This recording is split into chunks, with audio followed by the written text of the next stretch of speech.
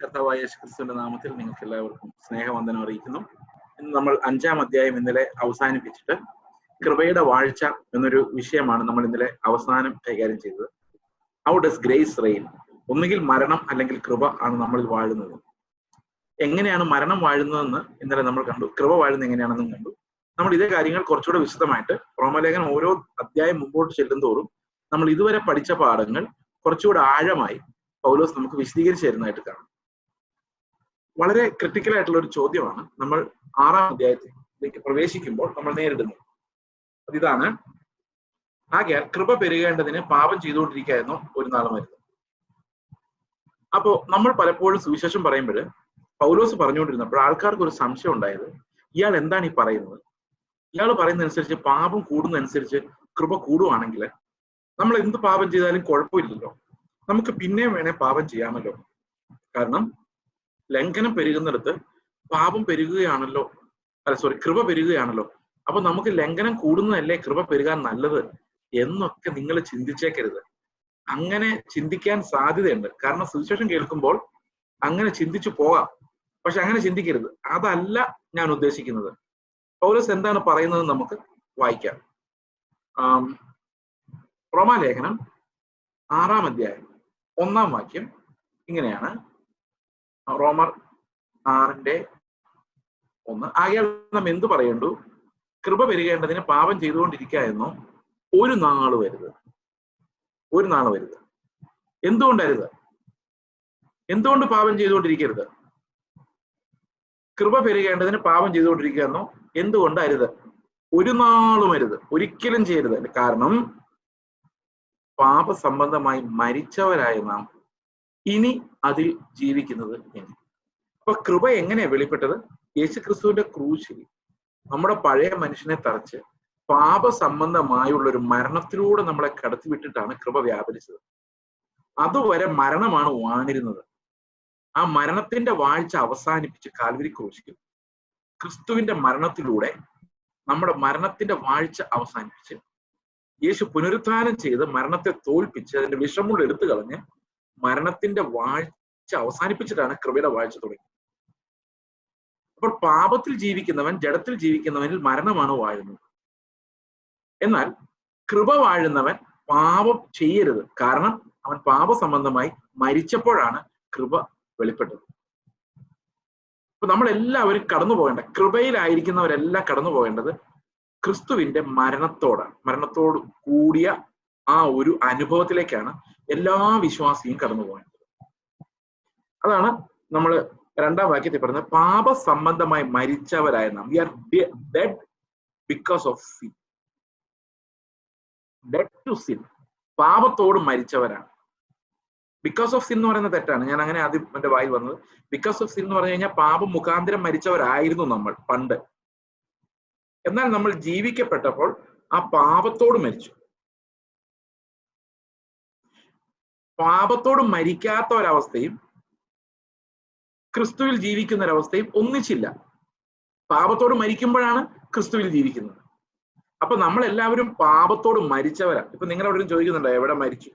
ഇപ്പോഴും പാപം വന്നുകൊണ്ടിരിക്കുമല്ലേ? അപ്പൊ പാപം മരിച്ചു എന്ന് എങ്ങനെ പറയാൻ പറ്റും? പക്ഷെ പൗലോസ് പറയുന്നത് എന്താണ്? പാപസംബന്ധമായി മരിച്ചവരായി നിങ്ങൾ, പാപത്തോട്, ഡെഡ് ടു സിൻ എന്ന് പറഞ്ഞു കഴിഞ്ഞാൽ അതിനർത്ഥം പാപത്തോട് മരിച്ചവരായ നിങ്ങൾ ഇനി അതിൽ ജീവിക്കുന്നത് എങ്ങനെ? How can you live once you are dead? നിങ്ങൾ മരിച്ചു പോയാൽ പിന്നെ ജീവിക്കുന്നത് എങ്ങനെ? അതാണ് ചോദ്യം. പാപത്തോട് നിങ്ങൾ മരിച്ചു എങ്കിൽ പിന്നെ അതിൽ എങ്ങനെ ജീവിക്കും? അപ്പൊ എന്തുകൊണ്ട് പാപം ചെയ്യുന്നില്ല? Because you are dead. പാപസംബന്ധമായി നമ്മൾ മരിച്ചവരായതുകൊണ്ട് നമ്മൾ പാപത്തിൽ വസിക്കുന്നില്ല. ഓക്കെ, അപ്പോൾ എന്താണ് ഈ പാപസംബന്ധമായ മരണം? ഇത് നമുക്ക് മനസ്സിലാക്കാൻ നമ്മൾ 3-ാം വാക്യമല്ല ഇനി വായിക്കാൻ പോകുന്നത്. നമ്മൾ ഇനി വായിക്കാൻ പോകുന്ന 6-ാം വാക്യമാണ്. നമ്മൾ തിരിച്ചു പോകും. കാരണം ഈ പഴയ എഴുത്തുകളായതുകൊണ്ട് നമുക്ക് ആ തോട്ട് പ്രോസസ് ചിലപ്പം ഒരു സെന്റൻസിന്റെ തുടർച്ച അടുത്ത സെന്റൻസിൽ കിട്ടില്ല. അതുകൊണ്ട് എങ്ങനെയാണ് നമ്മൾ പാപസംബന്ധമായി മരിച്ചവരെന്ന് ആദ്യം നോക്കാം. ഓക്കെ, എന്നിട്ട് ആ മരണം അനുഭവിക്കുന്നത് എങ്ങനെയാണ്? 6-ാം വാക്യം, നാം ഇനി പാപത്തിന് അടിമപ്പെടാതെ വേണം. പാപ ശരീരത്തിന് നീക്കം വരേണ്ടതിന്. ഞാൻ ഇന്നലെ നിങ്ങളെ കാണിച്ചു തന്നു പാപ ശരീരം എന്താന്നുള്ള കാര്യം. അതൊന്നും കൂടെ ഓർപ്പിക്കാം. ഇഫ് ഐ ക്യാൻ ഷെയർ, ഞാനത് കാണിച്ചു തരാം. നമ്മൾ ഇന്നലെ കണ്ട പാപ ശരീരം, ഇത് നമുക്ക് അകം മനുഷ്യൻ ഇങ്ങനെ നമ്മൾ കണ്ടാല്, ഈ പുറം മനുഷ്യൻ എന്ന് പറയുന്നത് ഇത് ഈ ബോക്സും കൂടെ ചേരുന്നതിനാണ് നമ്മൾ പുറം മനുഷ്യൻ എന്ന് പറയുന്നത്. ഇത് രണ്ടും കൂടെയുള്ള ഈ സിസ്റ്റമാണ് പുറം മനുഷ്യൻ. അത് നമ്മൾ ഇന്നലെ വിശദമായിട്ടത് കണ്ടു. ഇവിടെ എന്താ മരിച്ചത്? പാപജഡമാണ് തകർക്കപ്പെട്ടത്. അവിടെ ആ വാക്യം ഒന്നും കൂടെ വായിച്ചാല്, ഇനി നാം പാപത്തിന് അടിമപ്പെടാതെ വണ്ണം.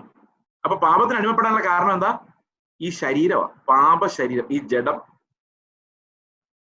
ഈ ജഡമാണ് നമ്മളെ പാപത്തിന് അടിമകളാക്കുന്നത്. തീരുമാനം എടുത്താലും നടപ്പാക്കാൻ പറ്റാതെ പോകുന്നത് ബിക്കോസ് ഓഫ് ദിസ് ഫ്ലഷ്. അപ്പൊ രക്ഷപ്പെടണമെങ്കിൽ എന്ത് വേണം? പാപ ശരീരത്തിന് നീക്കം വരണം. ഇത് മാറിപ്പോണം, ഈ ജഡം മാറിപ്പോണം. അതിനുവേണ്ടി കർത്താവ് എന്ത് ചെയ്തു? ഈ പഴയ മനുഷ്യനെ, ഈ ജഡശരീരത്തെ, ഈ മനുഷ്യനെ, ഈ മനുഷ്യൻ, ഈ അകത്തെ അല്ല പുറമേ ഉള്ള ഈ മനുഷ്യൻ, ആ മനുഷ്യനെ ക്രിസ്തുവിന്റെ കൂടെ ക്രൂശിച്ചു. അങ്ങനെയല്ല എഴുതിയിരിക്കുന്നത്? നമ്മുടെ പഴയ മനുഷ്യൻ അവനോട് കൂടെ ക്രൂശിക്കപ്പെട്ടിരിക്കുന്നു. അതെന്നാ നടന്നത്? എന്നോടും കൂടെ അവനാന്ന് പറയുമായിരുന്നെങ്കിൽ നമ്മൾ ഈ കഴിഞ്ഞ ആഴ്ച സമർപ്പിച്ചപ്പോഴെന്നൊക്കെ പറയായിരുന്നു. പക്ഷെ അവിടെ അങ്ങനെയല്ല എഴുതിയേക്കുന്നത്, അവൻ മരിച്ചപ്പം അവന്റെ കൂടെ ഞാൻ. ഇതെങ്ങനെ സാധിച്ചു? 2000 വർഷങ്ങൾക്ക് മുമ്പ് കർത്താവ് മരിച്ചപ്പോൾ ഹൗ ഡിഡ് ഐ ഡൈ?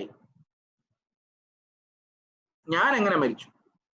ഗലാത്യർ 2:20 നമ്മൾ കഴിഞ്ഞ ദിവസം കണ്ടു. അവിടെ പൗലോസ് പറയുന്ന, ക്രിസ്തുവിനോട് കൂടെ ഞാൻ ക്രൂശിക്കപ്പെട്ടിരിക്കുന്നു, ഇനി ജീവിക്കുന്നത് ഞാനല്ല, ഞാൻ അവന്റെ കൂടെ ക്രൂശിക്കപ്പെട്ടു. ഞാൻ ഇപ്പോഴും ഉണ്ട്, പക്ഷേ ഞാൻ അവന്റെ കൂടെ ക്രൂശിക്കപ്പെട്ടു.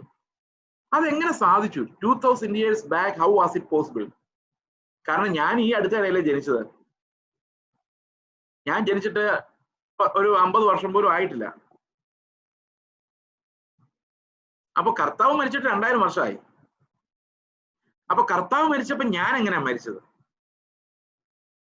ഇതാണ് വലിയൊരു സംശയം. തന്നെയല്ലേ മരിച്ചു എന്ന് ബൈബിൾ പറയുന്നുണ്ടെങ്കിലും നമ്മുടെ ഉള്ളിൽ പിന്നെയും പാപം വാഴുന്നത് നമ്മൾ പലപ്പോഴും കണ്ടുപിടിക്കുന്നുണ്ട്. ദേഷ്യം വരുന്നു, നിയന്ത്രിക്കാൻ പറ്റുന്നില്ല, പാപ സ്വഭാവങ്ങള്, പ്രകൃതങ്ങള്, ലോകത്തോടുള്ള സ്നേഹം, ഇതെല്ലാം നമ്മുടെ ഉള്ളിൽ പിന്നെ കാണുന്നുണ്ട്. അപ്പൊ ഈ റോമൻ 6:6 എങ്ങനെ ശരിയാവും? How did V dye when Christ died?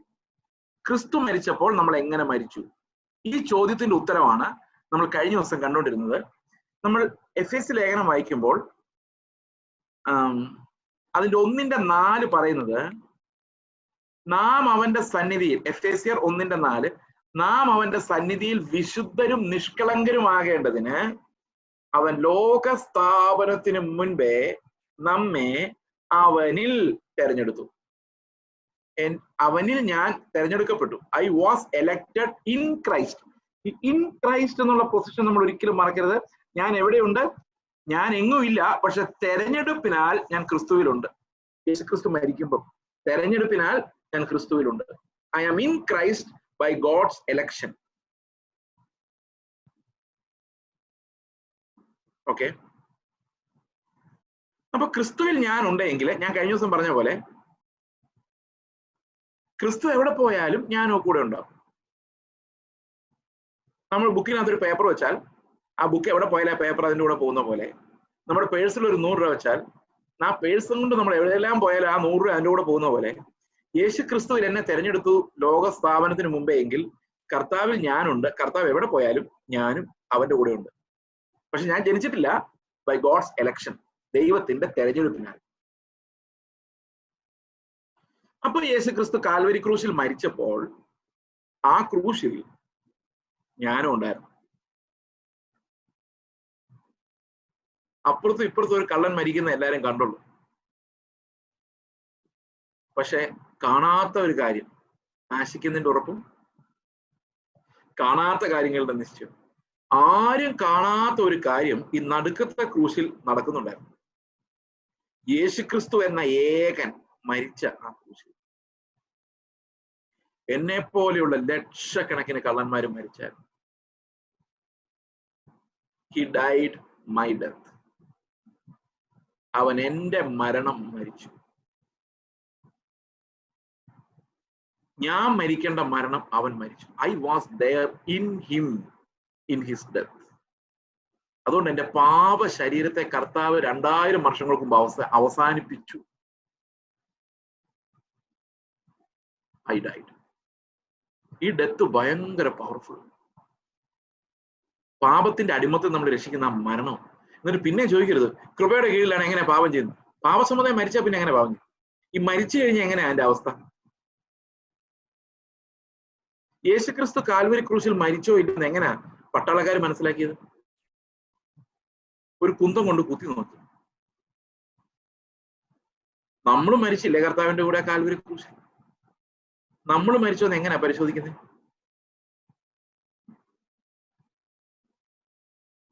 ആരെങ്കിലും വന്ന് കുന്തം കൊണ്ട് കുത്തി നോക്കിയാണ്. അതിന് ഒറിജിനൽ കുന്തമൊന്നും വേണ്ട, ചുമ്മാ കുത്തി പറഞ്ഞാൽ മതി. അപ്പൊ നമുക്കറിയാം നമ്മൾ മരിച്ചോ ജീവനോടുണ്ടോ. പഴയ മനുഷ്യൻ ഇപ്പോഴും ജിൽ ജിൽ എന്നുണ്ടെന്ന് അന്നേരം മനസ്സിലാകുന്നത്. ആരുടെ അവനെ കുറ്റം പറയാൻ നമ്മുടെ ഉള്ളിലേക്ക് ഉടനെ അതാ വരുന്നത്, ചത്തിട്ടില്ല. ഈ മരിച്ചോന്ന് കുത്തി നോക്കാൻ ഇഷ്ടംപോലെ പട്ടാളക്കാർ നമ്മുടെ വീട്ടിലുണ്ട്, സഭയിലുണ്ട്. അവരിടയ്ക്ക് കുത്തിക്കൊണ്ടിരിക്കും. നമ്മൾ ചോദിക്കും ആരുടെ എന്നെ കുത്തുന്നത്? മരിച്ചിട്ടില്ല. മരിച്ചിട്ടില്ല. മരിച്ചാ മിണ്ടുവോ? മരിച്ച ഒരു പരാതി. എന്നെ എന്തിനാ ഈ പെട്ടിയെ കിടത്തേക്കുന്നത്? ഇത് കാറ്റ് കൊള്ളുന്നില്ലല്ലോ, ഇവിടെ എന്താ AC വെക്കാത്ത എന്താ? ഏതെങ്കിലും ശവം ഇന്നവരെ പറഞ്ഞിട്ടുണ്ടോ ഈ കുഴി പോരാ? അറിയില്ല. മരിച്ചവന് ഒരു പരാതിയും, ജീവിച്ചിരിക്കുന്നവർക്ക് ആ പരാതി. പഴയ മനുഷ്യൻ മരിച്ചാൽ പിന്നെ ആ പഴയ മനുഷ്യന്റെ ഇഷ്ടങ്ങളൊന്നും പിന്നെ ഇല്ല. I died. ഒന്ന് വിശ്വസിച്ച് നോക്കിയാൽ മരിച്ചു. ഭയങ്കര പവറാ വിശ്വാസത്തിന്. ആ വിശ്വാസം നമ്മളെ രക്ഷിക്കുന്നുണ്ടോ? വീട്ടിലോട്ട് ചെല്ലുമ്പോൾ ഭർത്താവ് ഭയങ്കര ബഹളം. ഭാര്യ ഇന്നലെ വരെ ഭാര്യ തിരിച്ചു പറയായിരുന്നു, ഇപ്പൊ ഭാര്യ തിരിച്ചു പറയുന്നത് നിർത്തി. കാരണം മരിച്ചു. എത്ര ബഹളം വെച്ചാലും ഭർത്താവ് എത്ര ബഹളം വെച്ചാലും ഭാര്യ മിണ്ടാത്ത എന്തുകൊണ്ടാ? മരിച്ചു പോയോണ്ടാ. ഡൈഡ്. ഈ മരണം ഒന്ന് അനുഭവിച്ചാൽ നമ്മൾ പിന്നെ പാപം ചെയ്തില്ല.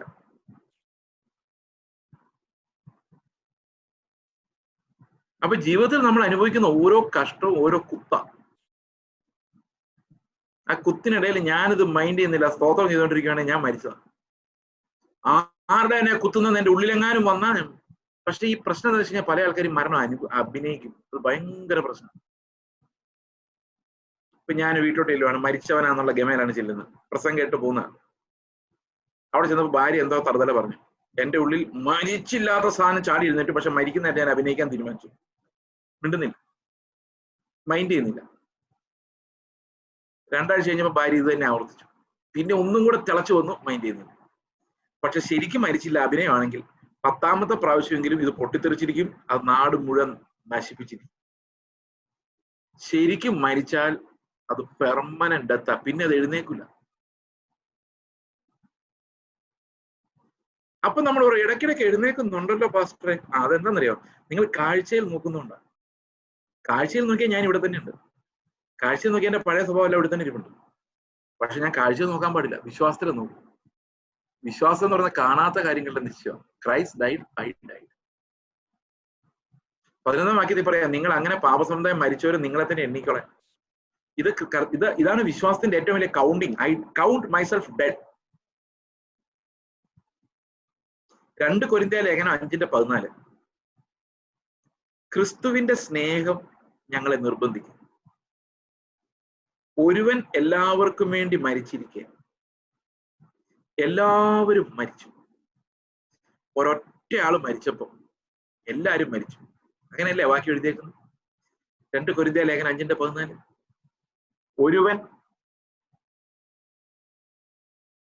ഒരുവൻ എല്ലാവർക്കും വേണ്ടി മരിച്ചിരിക്കെ എല്ലാവരും മരിച്ചു.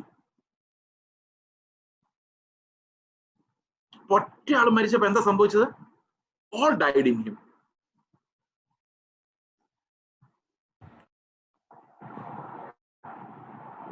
അപ്പൊ ഇത് എങ്ങനെയാന്ന് വെച്ച് കഴിഞ്ഞാൽ ഇത് മനസ്സിലാക്കാൻ വളരെ എളുപ്പമാണ്.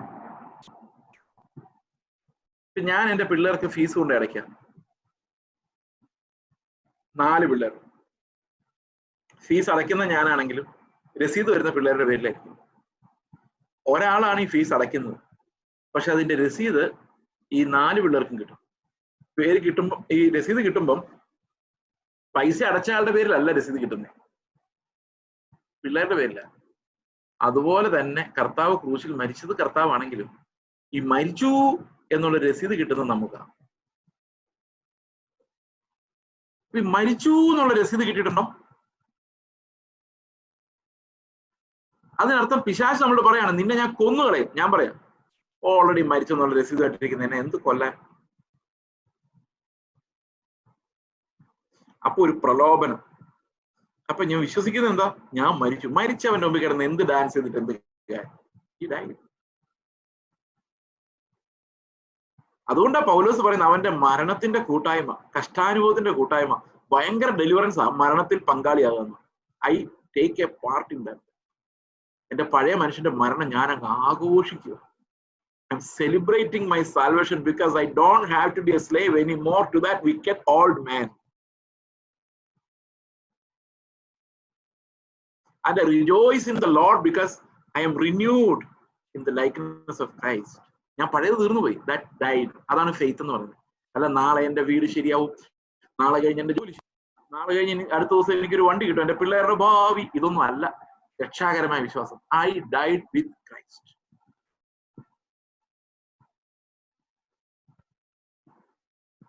ഇനി നമുക്ക് 3-ാം വാക്യം തൊട്ടൊന്നുകൂടെ വായിക്കാം. ഇത് കുറച്ചുകൂടെ ക്ലാരിറ്റി. അല്ല, യേശുക്രിസ്തുവിനോട് ചേരുവാൻ സ്നാനമേറ്റവരായ നാം അവന്റെ മരണത്തിൽ പങ്കാളിയാകുവാൻ സ്നാനമേറ്റിരിക്കുന്നു എന്ന് നാം അറിയുന്നില്ലയോ? അപ്പൊ എന്തിനാ സ്നാനപ്പെട്ടതെന്ന് അവിടെ പറഞ്ഞേക്കുന്നത്? യേശു മരിച്ചപ്പോ ഞാനും മരിച്ചായിരുന്നു. അതിന്റെ പങ്ക് ചോദിച്ചുകൊണ്ട് സ്നാനപ്പെട്ടത്. ആയിരുന്നോ?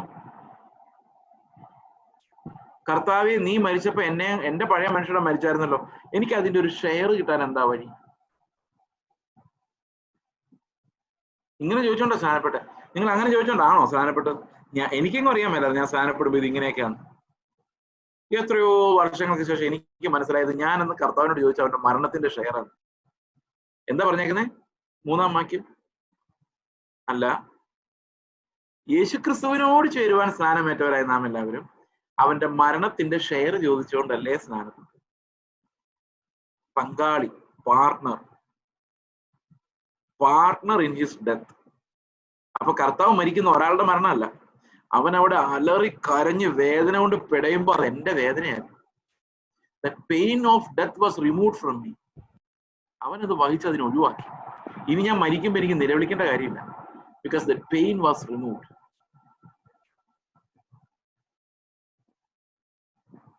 വിശ്വാസമുണ്ടോ? എന്ത് ഭയങ്കര വിശ്വാസ കാര്യം അതല്ലേ. I don't have to die anymore. സ്വർഗത്തിന്റെ രജിസ്റ്ററിൽ ചേസ് ജോസഫ് എഴുതി തന്നെ നേരെ എഴുതിയിരിക്കും ഓൾറെഡി മരിച്ചു, ഇനി മരിക്കണ്ട. എങ്ങനെ മരിച്ചു? എനിക്ക് പകരം വേറൊരാൾ മരിച്ചു. അമേരിക്കയിലെ 1-ാം ലോകമഹായുദ്ധം നടക്കുമ്പോൾ എനിക്ക് ആരുടെ പേര് മറന്നുപോയി. ഫ്രാൻസിസ് പയർ എന്ന് മറ്റോ അവളുടെ പേരുന്നത്. ഈ തിന്നുന്ന പയറല്ല, PIER. എന്റെ ഓർമ്മ അങ്ങനെയാണ്. ആയിരിക്കല്ല ചിലപ്പോ, എന്നാലും നമുക്കൊരു പേര് മതിയല്ലോ. അപ്പൊ പുള്ളിയെ പട്ടാളത്തിൽ പോകാൻ വേണ്ടി എൻലിസ്റ്റ് ചെയ്തു, യുദ്ധത്തിൽ പോകാൻ. അപ്പൊ പുള്ളിയുടെ സുഹൃത്തുണ്ടായിരുന്നു. പുള്ളി പറഞ്ഞു, നിങ്ങൾക്കാണെങ്കിൽ ഭാര്യ 6 പിള്ളേരും, എനിക്കാണ് ജീവിതത്തിൽ ആരുമില്ല, ഞാനൊരു ഒറ്റയാണ്. അതുകൊണ്ട് നിങ്ങളുടെ പിള്ളേർക്ക് അപ്പനും ഭാര്യയ്ക്ക് ഭർത്താവും ഇല്ലാതായി പോകുന്ന ഞാൻ നിങ്ങളുടെ ഇന്നത്തെ പോലെ ആധാർ കാർഡൊന്നും ഇല്ല, ഞാൻ നിങ്ങളുടെ പേരിൽ യുദ്ധം ചെയ്യാൻ പോക്കോളാം എന്ന് പറഞ്ഞ് ഈ പുള്ളി യുദ്ധം ചെയ്യാൻ പോയി. അയാൾ മരിച്ചുപോയി. പേരെന്താ? ഫ്രാൻസിസ് പയർ. യുദ്ധം കഴിയാറായപ്പോ വീണ്ടും വന്നു ഒരു കോള്, ഇനിയും യുദ്ധത്തിൽ എൻലിസ്റ്റ് ചെയ്യണം. അപ്പൊ ഒരുത്തൻ പറഞ്ഞത് ഇവിടെ ഒരുത്തൻ ഇരിപ്പുണ്ട്, ഫ്രാൻസിസ് പയർ. ഉടനെ വന്നു പട്ടാളക്കാരെ അയാളുടെ പേര് എൻ്റർ ചെയ്യാൻ. അപ്പൊ പുള്ളി പറഞ്ഞു, ഞാൻ ചത്തുപോയി. എന്താ? നിങ്ങളുടെ റെക്കോർഡ് നോക്കി, ഞാൻ ചത്തുപോയി. നോക്കിയപ്പോ ശരിയാ, ഫ്രാൻസിസ് പയർ ഓൾറെഡി മരിച്ചിരിക്കുക. ഇനി ഇയാൾക്ക് മരിക്കാൻ പറ്റില്ല, ഇയാളെ ഇനി വിടാൻ പറ്റില്ല, കാരണം ഈ റെക്കോർഡിൽ ഇയാളില്ല. അപ്പൊ നമ്മളെ കൊല്ലുന്ന് പറഞ്ഞ് പിശാച് വരുമ്പോ നമ്മൾ എന്താ പറയുന്നറിയോ? റെക്കോർഡിൽ എന്റെ പേരില്ല, എനിക്ക് പകരം വേറൊരാളെ മരണശിക്ഷ ഏറ്റെടുത്ത് ഫിനിഷ് ചെയ്തു. ഇനി അങ്ങനെ അതാണ് എന്റെ faith. He died in my place, I don't have to die, I will just fly away. ഞാൻ അങ്ങ് പറന്നു പോകും. ഈ വിശ്വാസമാണ് നമ്മൾ നീതീകരിക്കുകയും വിശദീകരിക്കുകയും ഒക്കെ ചെയ്യുന്നത്. അടുത്ത വാക്യം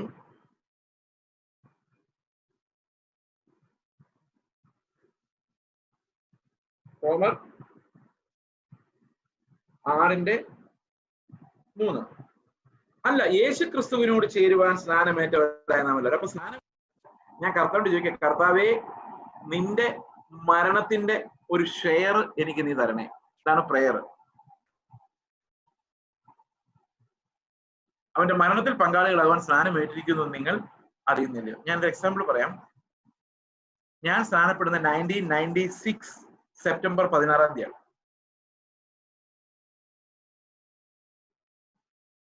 ഞാനൊരു സഭയിൽ ഇത് പറഞ്ഞപ്പോ എക്സാക്ട്ലി സെപ്റ്റംബർ 16 സെപ്റ്റംബർ 16 കഴിഞ്ഞ വർഷം.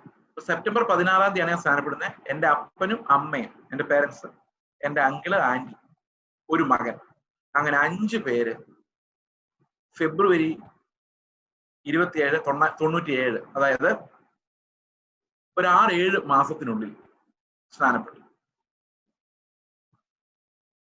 അപ്പൊ ഇവരെല്ലാരും സ്നാനപ്പെടാൻ വേണ്ടി ജീപ്പിൽ പോകുമ്പോൾ, സ്നാനക്കുളത്തിലേക്ക് പോകും, ഇവരുടെ ജീപ്പിൽ ഒരു ഹിന്ദു സഹോദരി കയറിയാണ് കാണാൻ വേണ്ടി, സ്നാനം കാണാൻ വേണ്ടി. സ്നാനക്കുളത്തിലേക്ക് ഇറങ്ങി എല്ലാരും ഇറങ്ങി കയറി അവസാനമാണ് ആന്റി സ്നാനപ്പെടുന്നത്. ആന്റി സ്നാനപ്പെട്ട് കയറി.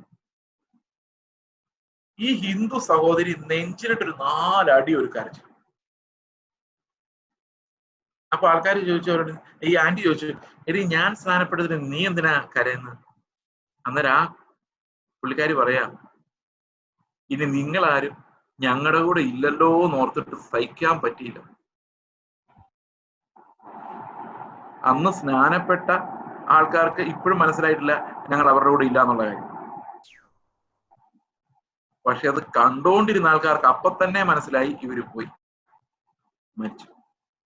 നിങ്ങളൊന്ന് ആലോചിക്കുക, ലോകത്തിൽ സകല മനുഷ്യരും ഈ സ്നാനത്തെ ഇത്രയും മാറ്റി നിർത്താൻ, അകറ്റി നിർത്താൻ എന്താ കാരണം? ഒന്ന് വെള്ളത്തിൽ മുങ്ങിയാ പോരെ, എന്തെല്ലാം പണികൾ ഇവർ ചെയ്യുന്നു. പക്ഷെ ഈ ഒരു കാര്യം വരുമ്പം അവരുടെ കട്ട്, അവരുടെ ചർച്ചയിൽ നിന്ന് കട്ട്, അവരുടെ ഫാമിലിയിൽ നിന്ന് കട്ട്, ആള് തീരുവാ, ഡെഡ്.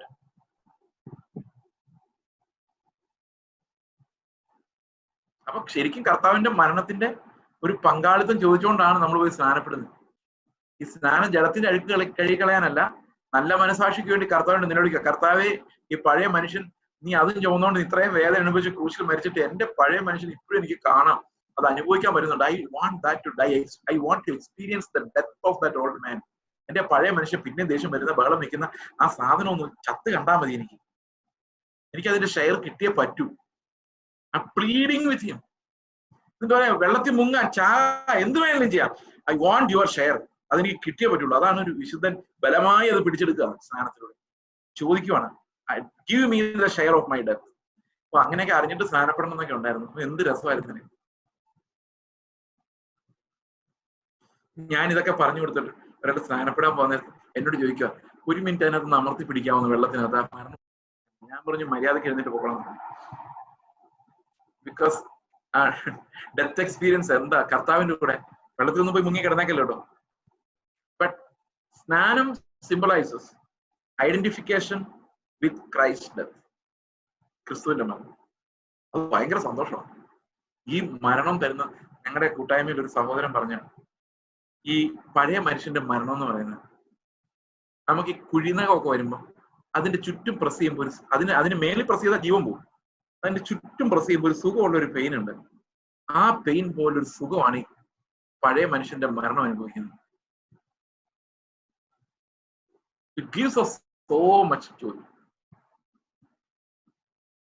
പ്രിയ സഹോദരങ്ങളെ, നമുക്ക് ഈ ലൈഫ് കർത്താവ് തന്നേക്കുന്നത്, ഈ ലോകത്തോളം എല്ലാം നഷ്ടപ്പെടുത്തിയാലും ആ ഒറിജിനൽ ക്രിസ്തുവിന്റെ ലൈഫ് ജീവിക്കാൻ ഒരു അവസരം കിട്ടിയാൽ, there is nothing more valuable in this earth. അത് ഈ മരണത്തിലൂടെ മാത്രമേ സാധ്യമുള്ളൂ. അതിന്റെ കാര്യം അടുത്ത വാക്യത്തിൽ ഇങ്ങനെ ഇരുന്ന്, നിങ്ങൾ റോമാലേഖനം ഒരു 15 പ്രാവശ്യം പഠിച്ചാലും കുഴപ്പമില്ല. എത്ര പ്രാവശ്യം ഇത് നിങ്ങൾ വീട്ടിൽ പോയിരുന്ന് വായിച്ചു നോക്കി. That word will be so powerful. ഇതേ വാക്യം വായിച്ചു. ഞാൻ ഈ പറയുന്നതിനേക്കാളും പവർഫുൾ ആയിട്ട് ദൈവത്തിന്റെ വചനം നിങ്ങളുടെ ഹൃദയത്തിൽ ഭയങ്കരമായിട്ട് ഗ്രഹിച്ചു. കാരണം വചനം അങ്ങനെയാണ്. വചനം ജീവനാണ്, അതിന് ഭയങ്കര ശക്തിയാണ്. ഞാൻ ഈ വചനത്തിനകത്തേക്ക് നിങ്ങളെ കൊണ്ടുവരാൻ ശ്രമിക്കുന്നത്, അല്ലാതെ ഞാൻ എന്റേതായിട്ട് ഒന്നും കൂട്ടിച്ചേർക്കാൻ ശ്രമിക്കുന്നില്ല. I am just interpreting those versus, executing, വേറൊന്നും ചെയ്യുന്നത്. അടുത്ത വാക്യം നോക്കിയേ. അങ്ങനെ നാം അവന്റെ മരണത്തിൽ പങ്കാളികളായി തീർന്നു, അവനോടുകൂടെ കുഴിച്ചിടപ്പെട്ടു. We were buried with him. തീർന്നു. നമ്മൾ ഒരാളെ കുഴിച്ചിട്ട് വന്നിട്ട് പിന്നെ അയാൾ ജീവനോടെ റോഡിൽ കൂടെ നടക്കുന്നത് നമുക്ക് പേടിയാവല്ലേ? പേടിയാവും. അതുപോലെ തന്നെയാണ് അന്ന് കരഞ്ഞു വിളിച്ച് ശവം അടക്കിയിട്ട് പോയ ആ ഹിന്ദു സഹോദരി ഉണ്ടല്ലോ, നിങ്ങൾ പോയല്ലോ ഞങ്ങളുടെ വീട്ടിൽ നിന്നും ഞങ്ങളുടെ നാട്ടിൽ നിന്നും പറഞ്ഞിട്ട് കരഞ്ഞില്ലേ? ആ ഹിന്ദു സഹോദരി അവർ ചെയ്യുന്ന അതേ പണി ചെയ്യുന്നതായിട്ട് നമ്മളെ കണ്ടുപിടിച്ചാൽ അവർ പേടിക്കൂലേ? പേടിക്കും. ചത്ത് കുഴിച്ചിട്ട് ആൾ എഴുന്നേറ്റ് വന്നവർ കാണും. ഇന്ന് ലോകത്ത് ഈ വെളിച്ചം ഉള്ളവരെന്ന് പറയുന്നവരുടെ വെളിച്ചം ഇരുട്ടായി പോയതുകൊണ്ട് ഭൂമി തന്നെ ഇരുട്ടിലായിക്കൊണ്ടിരിക്കുക. അതുകൊണ്ട് ഈ പ്രത്യാശയുടെ വെളിച്ചം, കർത്താവിന്റെ വെളിച്ചം ഇങ്ങനെ പ്രകാശിക്കുന്ന വചനങ്ങളിലൂടെ നമ്മളെ ക്രിസ്തുവിന്റെ ജീവനിലേക്ക് പ്രവേശിക്കാൻ. ഈ പെന്തക്കോസ്തുകാരെന്ന് പറയുന്നത് തന്നെ ആത്മാവ് വന്നവരെന്നുള്ള അർത്ഥത്തിലാണ്. ആത്മാവ് വന്ന അറ്റ്ലീസ്റ്റ് യേശുവിന്റെ ജീവൻ തുറന്നേലും വേണ്ടേ? ആത്മാവ് അവന്റെ ജീവനല്ലേ നമ്മുടെ ഉള്ളിൽ തരുന്നത്. എങ്ങനെ ഇതൊക്കെ നഷ്ടമായി പോയത്? ജീവിതം മുമ്പോട്ട് പോകും തോറും നമ്മൾ വേറൊരു ജീവിതം അന്വേഷിച്ചു, ക്രിസ്തുവിൻ്റെതല്ലാത്ത ഒരു ജീവിതത്തിന്റെ സന്തോഷങ്ങൾ കണ്ടെത്തി, അതിന്റെ എൻജോയ്മെന്റിന് വേണ്ടി പ്രാർത്ഥിച്ചു. നമ്മുടെ മുമ്പിൽ കർത്താവ് വെച്ചിരുന്ന നല്ല ഓട്ടം അസ്ഥിരമാക്കി കളഞ്ഞു. ദൈവത്തിന്റെ സഭയെ ഒന്ന് കുലുക്കി കർത്താവ് പറയാം, മടങ്ങി വാ, if you share in my death I will give you inheritance with me. അതാണ് അടുത്ത വാക്യം പറയുന്നത്. നാം അവന്റെ മരണത്തിൽ പങ്കാളികളായി തീർന്ന സ്നാനത്താൽ അവനോടുകൂടെ കുഴിച്ചിടപ്പെട്ടു. ക്രിസ്തു മരിച്ചിട്ട് പിതാവിന്റെ മഹിമയിൽ ജീവിച്ചെഴുന്നേറ്റതുപോലെ. അവിടെ ഈ വാക്ക് നമ്മളൊന്ന് ചിന്തിക്കണേ. നമ്മൾ സാധാരണ വെരി സിമ്പിൾ ആയിട്ട് സ്നാനത്തെ കുറിച്ച് പറഞ്ഞ ഇങ്ങനെയാ: വെള്ളത്തിൽ മുങ്ങുന്നത് മരണം, മുഴുവൻ മുങ്ങി അകത്തോട്ട് പോകുന്നത് കബറടക്കം. ഇങ്ങനെയല്ലേ നിങ്ങൾ പറയുന്നേ? ആണോ? അപ്പൊ എഴുന്നേറ്റ് വരുന്നു. ഇങ്ങനെയാണ് സാധാരണ ആൾക്കാർ ചിന്തിക്കുന്നത്. അങ്ങനെയല്ല, അങ്ങനെയല്ല. ബൈബിൾ അങ്ങനെയല്ല പറയുന്നത്. The whole process of baptism കാണിക്കുന്നത് യേശുവിന്റെ മരണത്തെയും ശവോടക്കിനെയും മാത്രമാണ്. പുനരുത്ഥാനത്തെ കാണിക്കുന്നില്ല. നമ്മൾ വെള്ളത്തിൽ നിന്ന് കയറി പോരുന്നത് ചത്തുപോകാതിരിക്കാൻ വേണ്ടിയാണ്. That's not resurrection. റിസറക്ഷൻ എന്താന്ന് ഇവിടെ എഴുതിയിട്ടുണ്ട്. ക്രിസ്തു മരിച്ചിട്ട് പിതാവിന്റെ മഹിമയിൽ ജീവിച്ചെഴുന്നേറ്റ്, അതാണ് റിസറക്ഷൻ. അതുപോലെ ഞാനും വെള്ളത്തിൽ നിന്ന് കയറി വരേണ്ടതാകുന്നു നല്ല എഴുതിയേക്കുന്നത്. എങ്ങനെ എഴുതിയേക്കുന്നത്? ജീവന്റെ പുതുക്കത്തിൽ നടക്കേണ്ടതിന് തന്നെ. ഈ സ്നാനം connects us to Christ's death, newness of life connects us to his resurrection. ജീവന്റെ പുതുക്കത്തിൽ നടക്കുന്നതാണ് ക്രിസ്തു പുനരുത്ഥാനം ചെയ്തതുപോലെ നമ്മൾ ചെയ്യുന്നത്. വെള്ളത്തിൽ നിന്ന് കയറി വരുന്നതല്ല, ജീവന്റെ പുതുക്കത്തിൽ നടക്കുന്ന. ആ വാക്യം അങ്ങനെയല്ലേ എഴുതിയേക്കുന്നത്? നാം അവന്റെ മരണത്തിൽ പങ്കാളികളായി തീർന്ന സ്നാനത്താൽ അവനോടുകൂടെ കുഴിച്ചിടപ്പെട്ടു. ക്രിസ്തു മരിച്ചിട്ട് പിതാവിന്റെ മഹിമയിൽ ജീവിച്ചെഴുന്നേറ്റതുപോലെ, അതുപോലെ പുനരുത്ഥാനം പോലെ. ഞാൻ വെള്ളത്തിൽ നിന്ന് കയറി വന്നു എന്നല്ല അവിടെ എഴുതിയേക്കുന്നത്. നാമും ജീവന്റെ പുതുക്കത്തിൽ, ദ ന്യൂനെസ് ഓഫ് ലൈഫ്, പുനരുത്ഥാനത്തിന്റെ ശക്തിയിൽ, ക്രിസ്തുവിന്റെ ജീവനിൽ ജീവിക്കേണ്ടതിന് തന്നെ. അപ്പോ യേശു എനിക്ക് പകരം മരിച്ചു എന്ന് പറയുന്നത് തെളിവ് അവൻ എന്നിലൂടെ ജീവിക്കുന്നു എന്നുള്ളതാണ്. ആ തെളിവുണ്ടെങ്കിലേ ക്രിസ്തു എനിക്ക് വേണ്ടി മരിച്ചു എന്ന് എനിക്ക് കൺഫസ് ചെയ്യാൻ പറ്റും. If Christ died in my place, it means I am living in his place. ക്രിസ്തു എന്റെ സ്ഥാനത്ത് മരിച്ചു എന്ന് നിങ്ങൾ കൺഫസ് ചെയ്യുന്നുണ്ടെങ്കിൽ, you should also confess the resurrection. അതെന്താണ്? ക്രിസ്തു എന്റെ സ്ഥാനത്ത് മരിച്ചു, അതുപോലെ ഞാൻ അവന്റെ സ്ഥാനത്ത് ജീവിക്കുന്നു. In the newness of life. That symbolises resurrection. അങ്ങനെയല്ലേ റോമാലേഖനത്തിൽ എഴുതിയേക്കുന്നത്? വെള്ളത്തിൽ നിന്ന് കയറി വരുന്നതാണോ യേശു ക്രിസ്തു മഹത്വത്തിൽ പുനരുത്ഥാനം ചെയ്തതിന്റെ അടയാളം? അല്ല, ജീവന്റെ പുതുക്കത്തിൽ നമ്മൾ നടക്കുന്നതാണ്. That's verse 4. ആകയാൽ നാം അവന്റെ മരണത്തിൽ പങ്കാളികളായി തീർന്ന സ്നാനത്താൽ അവനോടുകൂടെ കുഴിച്ചിടപ്പെട്ടു. ക്രിസ്തു മരിച്ചിട്ട് പിതാവിന്റെ മഹിമയിൽ ജീവിച്ചെഴുന്നേറ്റതുപോലെ നാമും ജീവന്റെ പുതുക്കത്തിൽ നടക്കേണ്ടതിന് തന്നെ. അടുത്ത വാക്യം ഇങ്ങനെ പറയുന്നേ, അവന്റെ മരണത്തിന്റെ സദൃശ്യത്തോട് നാം ഏകീഭവിച്ചവരായാൽ, വെള്ളത്തിൽ ചുമ്മാ പോയി മുങ്ങിയാലല്ല, ശരിക്കും എന്റെ വിശ്വാസത്തിൽ ഞാൻ അവന്റെ മരണത്തെ അനുഭവിക്കുന്നുണ്ട്. ആ വിശ്വാസം എൻ്റെ ഉള്ളിൽ വന്നിട്ടുണ്ടെങ്കിൽ, a faith that regenerates, a faith that sanctifies, അതെന്റെ ഉള്ളിൽ വന്നിട്ടുണ്ടെങ്കിൽ എന്ത് സംഭവിക്കും? പുനരുത്ഥാനത്തിന്റെ സദൃശ്യത്തോടും ഏകീഭവിക്കും എന്ന് പറഞ്ഞാൽ അതിന്റെ അർത്ഥം ഞാൻ ജീവന്റെ പുതുക്കത്തിൽ നടക്കും. വേറെ രീതിയിൽ പറഞ്ഞാൽ, ഞാൻ ജീവന്റെ പുതുക്കത്തിൽ നടക്കണമെങ്കിൽ ക്രിസ്തുവിന്റെ മരണത്തിന്റെ സദൃശ്യത്തോട് ഏകീഭവിക്കാതെ പറ്റില്ല. വേറൊരു ഭാഷയിൽ പറഞ്ഞാൽ, നമ്മുടെ പഴയ ജഡത്തിന് ദൈവത്തെ പ്രസാദിപ്പിക്കാനോ ജീവന്റെ പുതുക്കത്തിൽ നടക്കാൻ സാധിക്കില്ല. അഞ്ചാം വാക്യത്തിൽ പറഞ്ഞ അവന്റെ മരണത്തിന്റെ സദൃശ്യത്തോട് നാം ഏകീഭവിച്ചവരായെങ്കിൽ പുനരുത്ഥാനത്തിന്റെ സദൃശ്യത്തോട് ഏകീഭവിക്കും. ആറാം വാക്യം, നാം ഇനി പാപത്തിന് അടിമപ്പെടാതെ വണ്ണം പാപ ശരീരത്തിന് നീക്കം വരേണ്ടത്. നമ്മുടെ പഴയ മനുഷ്യൻ അവനോടുകൂടെ ക്രൂശിക്കപ്പെട്ടു എന്ന് നാം അറിയുന്നു. അങ്ങനെ മരിച്ചവൻ, എങ്ങനെ മരിച്ചവൻ? ക്രിസ്തുവിനോടുകൂടെ കാൽവരി ക്രൂശിൽ ആ മരണത്തിൽ ഏകീഭവിച്ചവൻ. അങ്ങനെ മരിച്ചവൻ. ഏഴാം വാക്യം എന്താ പറയുന്നത്? പാപത്തിൽ നിന്ന് മോചനം പ്രാപിച്ചിരിക്കുന്നു. അപ്പൊ പാപത്തിന് എങ്ങനെ മോചനം പ്രാപിക്കുള്ളൂ? only by the death of the old man. നിങ്ങൾ ന്യൂ ഇയറിനല്ല 365 ദിവസം തീരുമാനം എടുത്താലും ഒന്നും സംഭവിക്കാൻ പോകുന്നില്ല. അവന്റെ മരണത്തോട് അനുരൂപപ്പെടാതെ പുനരുത്ഥാനത്തിന്റെ ശക്തിയിൽ ജീവിക്കാൻ കഴിയില്ല. You have to die to the old desires and old life.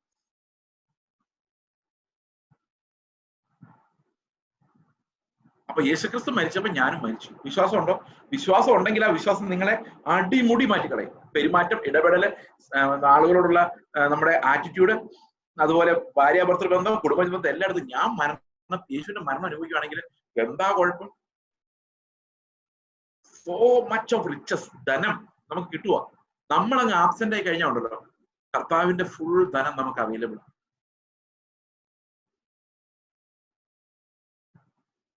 ഇനി ഇത് ആബ്സെന്റ് ആവാൻ എന്ത് ചെയ്യണം? മരിക്കാൻ എന്ത് ചെയ്യണം? എല്ലാവരും കൊണ്ട് ചോദിക്കുന്ന ഒരു ചോദ്യം. ഈ പാസ്റ്റർ, ജഡത്തിൽ മരിക്കാൻ എന്ത് ചെയ്യണം? എന്ത് ചെയ്യണം സഹോദരങ്ങളെ? ഒന്നും ചെയ്യാൻ പറ്റില്ല. ഒന്നും നമുക്ക് ചെയ്യാൻ പറ്റില്ലെന്ന് അറിയാവുന്നതുകൊണ്ട് കർത്താവ് ഇറങ്ങി വന്ന് അവൻ തന്നെ നമുക്ക് പകരം മരിച്ചു. നമ്മുടെ പഴയ അവൻ അത് പൂർത്തിയാക്കി. വിശ്വസിച്ചാൽ മതി. വിശ്വസിക്കാൻ മാത്രമേ നമ്മളെ കൊണ്ട് പറ്റുള്ളൂ. ഈ പഴയ മനുഷ്യനെ ക്രൂശിക്കാൻ നമ്മളെ കൊണ്ട് പറ്റില്ല. ക്രൂശ് നമ്മൾക്ക് പറ്റിയ പണിയുമല്ല. കാരണമില്ല, കത്തിയെടുത്ത് കുത്തിച്ചാവാനായിരുന്നു നമുക്ക് എങ്ങനെയെങ്കിലും കുത്തിച്ചാവാമായിരുന്നു. പക്ഷെ ക്രൂശ് എന്ന് പറയുന്നത്, ക്രൂശിൽ ഒരാൾക്ക് ഒറ്റയ്ക്ക് മരിക്കാൻ പറ്റില്ല. ഒരു കൈയിൽ ആണി അടിച്ചാൽ മറ്റേ കൈ കൊണ്ട് നമ്മൾ ഊരിയെടുക്കും. അവിടെ ആരാണി ഇടിക്കും? അപ്പൊ we cannot die on the cross for ourselves. ക്രിസ്തു തന്നെ മരിക്കണമായിരുന്നു. ഈ പഴയ ജഡത്തിന്റെ മരണം എന്ന് പറഞ്ഞാൽ ക്രൂശിൽ മാത്രമേ തീരുള്ളൂ. അതിന്റെ ഫിലോസഫിക്കൽ സൈഡിലോട്ട് നമ്മൾ പോകുന്നില്ല. ഇത്രയും നമുക്ക് ആവശ്യമുള്ളൂ.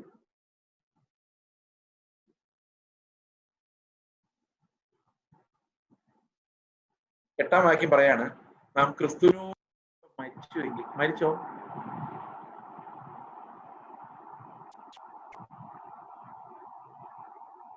മരിച്ചോ? ഇവിടെ പറയുന്നത് എന്താന്ന് നോക്കി, നാം ക്രിസ്തുവിനോടുകൂടെ, എട്ടാം വാക്യം, മരിച്ചുവെങ്കിൽ. എന്തൊരു സന്തോഷമാണ്. എനിക്കത് ഇപ്പോഴും ഭയങ്കരമായ ആത്മസന്തോഷം തരുന്ന ഒരു കാര്യമാണ്. I died with Christ. What a glorious truth. I don't have to be a slave. എനിക്കിനി അടിമയായിട്ട് ജീവിക്കണ്ട. എനിക്ക് കൃപ അങ്ങോട്ട് എൻജോയ് ചെയ്താൽ മതി. Because it's no longer I. ഞാനല്ല. അപ്പൊ സ്നാനപ്പെടുമ്പോ ഇത്രയും ഭയങ്കര കാര്യങ്ങളൊക്കെ എന്റെ പുറകിലുണ്ട്. പക്ഷെ ഞാൻ സ്നാനപ്പെട്ടപ്പോ എനിക്ക് അതൊന്നും അറിയാൻ മേല. എനിക്ക് ആകെ അറിയാമായിരുന്ന കർത്താവായ യേശുക്രിസ്തു എന്റെ പാപങ്ങൾക്കായി മരിച്ചു. അവൻ എന്നോട് സ്നാനപ്പെടാൻ പറഞ്ഞിട്ടുണ്ട്. അവൻ വീണ്ടും വരുമ്പോ എന്നെ കൊണ്ടുപോകും. എന്റെ പാപങ്ങൾ അവൻ ക്ഷമിച്ചിട്ടുണ്ട്. ഇത്രയും കാര്യം എനിക്ക് അറിയാമായിരുന്നു. പിന്നെ ബാക്കിയൊക്കെ നമ്മൾ ജീവിതത്തിൽ പഠിക്കുക. പിന്നെ മനസ്സിലാണ് നമ്മൾ സുബോധത്തോടെയാണ് സ്നാനപ്പെട്ടതെങ്കിൽ രണ്ടാമത് സ്നാനപ്പെടേണ്ട കാര്യമൊന്നുമില്ല. ക്രിസ്തുവിനെ സ്വീകരിച്ച് കർത്താവെ നീ എന്റെ കർത്താവും രക്ഷകനാണെന്ന് ഏറ്റു പറഞ്ഞ് എനിക്ക് വേണ്ടി മരിച്ചു എന്ന് കൺഫ്യൂസ് ചെയ്തിട്ടാണ് നമ്മൾ സ്നാനപ്പെട്ടതെങ്കിൽ അത് ബോധപൂർവം ചെയ്ത വിശ്വാസത്തിൽ ചെയ്തൊരു പ്രവൃത്തിയാണ്. അത് രണ്ടാമത് ആവർത്തിക്കാൻ പറ്റില്ല. പക്ഷെ നമുക്കതിന്റെ ഇൻസൈറ്റ് കിട്ടുന്നു. ആ ഇൻസൈറ്റ് കിട്ടുമ്പോൾ മനസ്സിലാവും എന്റെ കർത്താവെ നീ എനിക്ക് വേണ്ടി മരിച്ചു എന്നാണല്ലോ ഞാൻ കൺഫ്യൂസ് ചെയ്തത്. എന്നിട്ട് എന്റെ ജഡം മരിക്കുന്നില്ലല്ലോ.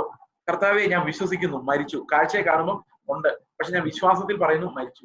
ഇനി ഞാനല്ല, ക്രിസ്തു അത്രേ ജീവിക്കും.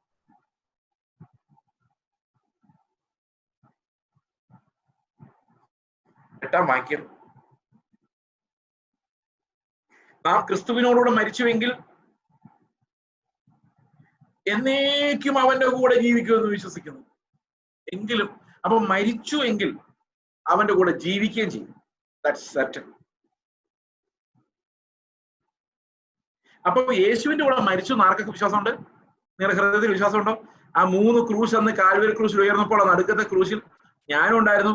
കർത്താവ് വേദനയോടെ കാര്യം അത് എന്റെ വേദനയായിരുന്നു. ഐ ഡൈഡ് ദെയർ എന്ന് വിശ്വസിക്കാൻ പറ്റുന്നുണ്ടോ? കാണാത്ത കാര്യം വിശ്വസിക്കാൻ പറ്റുന്നുണ്ടെങ്കിൽ നിങ്ങൾ കർത്താവിന്റെ കൂടെ എന്നും ജീവിക്കും.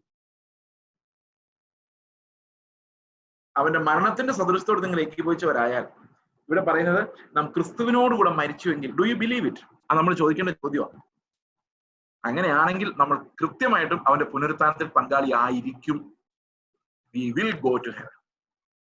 പക്ഷെ പാപജഡം മരിച്ച് എന്നുള്ള ഫെയ്ത്ത് നമുക്കുണ്ടാകും. We will not any longer be a slave to sin. 9-ാം വാക്യം, ക്രിസ്തു മരിച്ചിട്ട് ഉയർത്തെഴുന്നേറ്റിരിക്കാൻ ഇനി മരിക്കയില്ല. കാരണം മരണത്തിന് അവന്റെ മേൽ അധികാരമില്ല. മരണത്തിന് അവന്റെ മേൽ ഇനി കർത്തൃത്വമില്ല എന്ന് നാം അറിയുന്നു. കാരണം ഒരിക്കലായി മരിച്ച് പുനരുത്ഥാനം പ്രാപിച്ചു. ആ മരണം അവൻ അനുഭവിച്ചു. ഇനി അവൻ മരിക്കേണ്ട കാര്യം എന്ന് പറഞ്ഞാൽ that sacrifice is done over. അപ്പൊ അതിന്റെ കൂടെ ഞാൻ മരിച്ചു. ഒറ്റ പ്രാവശ്യം മരിച്ചാൽ മതി. ഈ ബൈബിള് പിന്നെ പറയുന്നുണ്ട് കർത്താവിനോട് മരിച്ചു. 7:4 പറയുന്നു നാം ന്യായപ്രമാണ സംബന്ധമായി മരിച്ചു, ക്രിസ്തുവിൽ മരിച്ചു.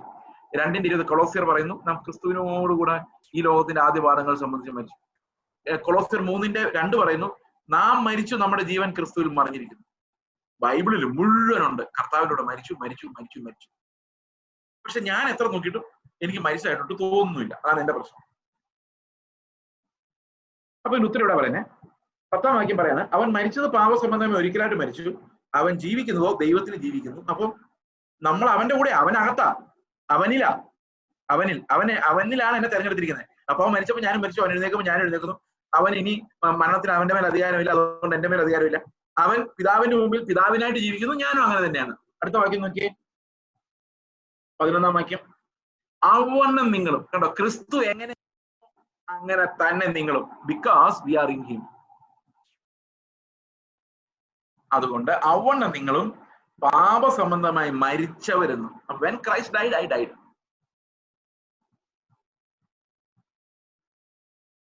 പാപസംബന്ധമായി മരിച്ചവരെന്നും ക്രിസ്തു യേശുവിൽ, ഇൻ ക്രൈസ്റ്റ്. കണ്ടോ, ഇൻ ക്രൈസ്റ്റ്, ക്രിസ്തു യേശുവിൽ. അപ്പൊ ക്രിസ്തു എങ്ങനെ ജീവിക്കുന്നു നോക്കിയേ? ദൈവത്തിന് ജീവിക്കുന്നു, നമുക്ക് വേണ്ടിയാ. അപ്പൊ ആ ക്രിസ്തുവിൽ ഞാനും ആർക്ക് വേണ്ടി ജീവിക്കുന്നു? ദൈവത്തിന് വേണ്ടി ജീവിക്കുന്നു.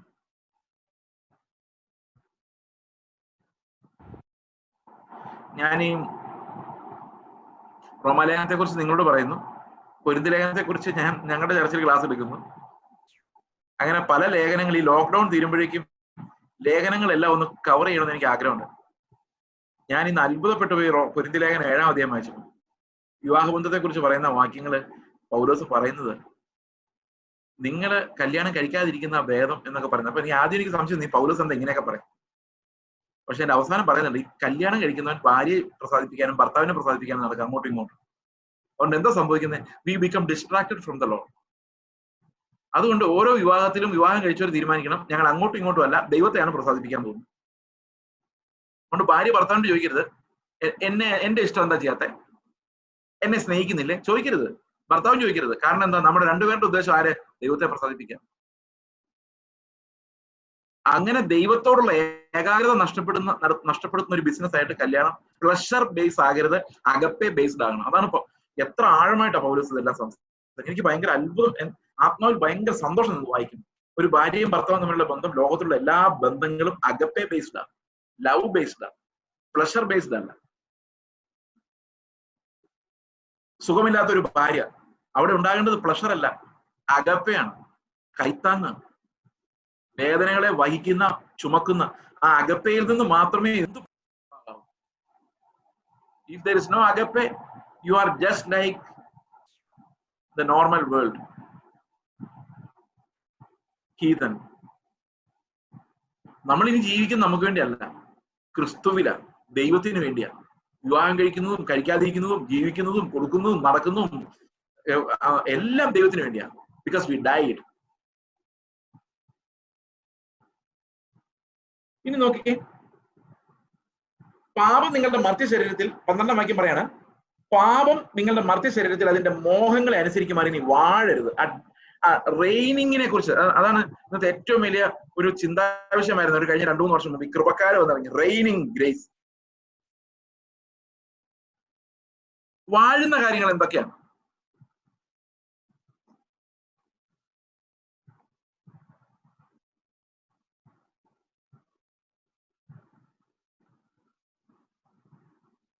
രണ്ട് റൂളർഷിപ്പ്, രണ്ട് വാഴ്ചകൾ, reign of death, reign of grace. കൃപയുടെ വാഴ്ച, മരണത്തിന്റെ വാഴ്ച.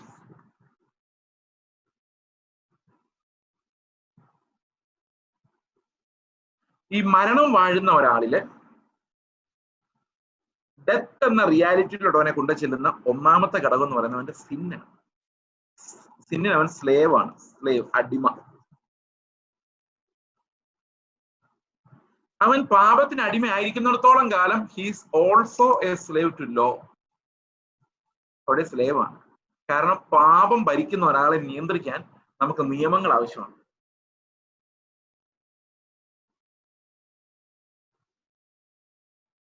ഓക്കെ, എന്നാൽ ഇവിടെ പാപം വാഴുന്നില്ല. Sin is no more ruling. The old man is dead. Sin has no power. പാപത്തിന് എന്തില്ല? പവർ ഇല്ല. സിൻ ഹാസ്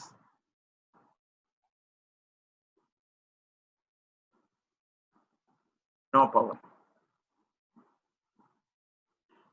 അപ്പൊ സത്യത്തിൽ എന്താ സംഭവിച്ചെന്ന് വെച്ച് കഴിഞ്ഞാല്, ഞാനത് ഒരിക്കൽ കൂടി ഈ റെയിൻ ഓഫ് ഗ്രേസിൽ എന്താണ് സംഭവിച്ചിരിക്കുന്നത്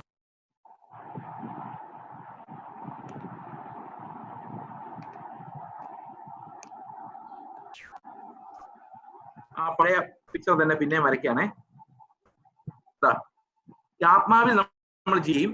അപ്പോൾ ഈ ഒരു വര വളരെ നേർത്തതായി വരികയും സ്പിരിറ്റ്, ആത്മാവും നമ്മുടെ മനസ്സും തമ്മിൽ നല്ലൊരു ബന്ധം ഉണ്ടാവുകയും ആത്മാവ് മനസ്സിനെ ഇങ്ങനെ വിശദീകരിക്കുകയും ചെയ്തുകൊണ്ടിരിക്കും.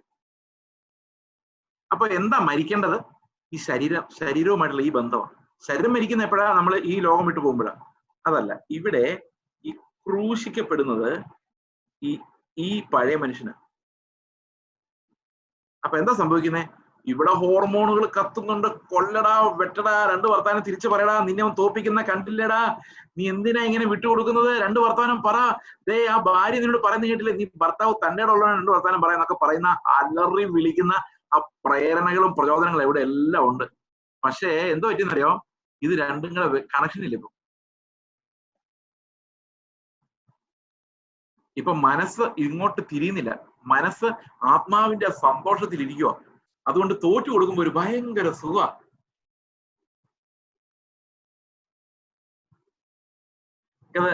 ഈ മരണമാണ് നമ്മൾ യഥാർത്ഥം നടക്കുന്നത്. ഇപ്പൊ mind becomes attached to the spirit. ആ മനസ്സ് ആത്മാവിനോട് ചേർന്ന് വിശുദ്ധീകരണത്തിലേക്ക് പോകുന്ന ആ ഒരു പ്രോസസ്സിലാണ് നമ്മളുള്ളത്. അപ്പോൾ ഈ പ്രസംഗം കേൾക്കുമ്പോഴും നിങ്ങൾ എങ്ങോട്ടാ പോകുന്നറിയോ?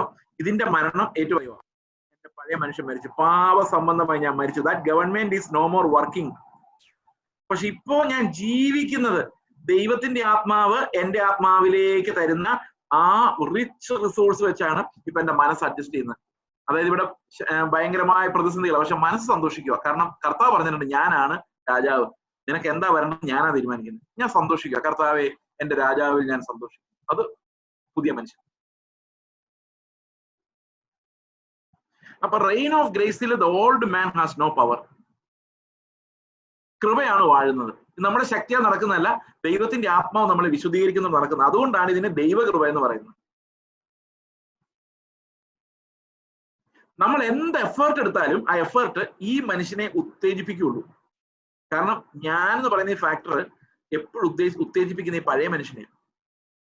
എന്നാൽ അത് മരിച്ചു കഴിയുമ്പോൾ നമ്മൾ ആത്മാവിന് സബ്മിറ്റഡ് ആവുക. പറയാണ്, ഞാനല്ല, ക്രിസ്തു അത്രേ എന്നിൽ വസിക്കുന്നത്. ഇത് നമ്മൾ ഒരു കാര്യം കൊണ്ട് ഇതുമായിട്ട് ബന്ധിപ്പിച്ച് ചിന്തിക്കാറുണ്ട്. ഈ സ്പിരിറ്റ് ഗിവിംഗ് ലൈഫ്, ആത്മാവ് നമുക്ക് ജീവൻ തരുന്നു. നമുക്ക് ആ വാക്യം ഒന്ന് നോക്കാം.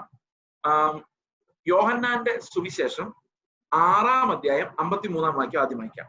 John chapter 6 verse 53. John chapter 6 verse 53. അത് കർത്താവ് പറയാണ്, ശിഷ്യന്മാരോട് പറയാണ്, നിങ്ങൾ എന്റെ ശരീരം ഭക്ഷിക്കാതെയും എന്റെ രക്തം പാനം ചെയ്യാതിരുന്നാൽ നിങ്ങൾക്ക് ജീവനില്ല. 53.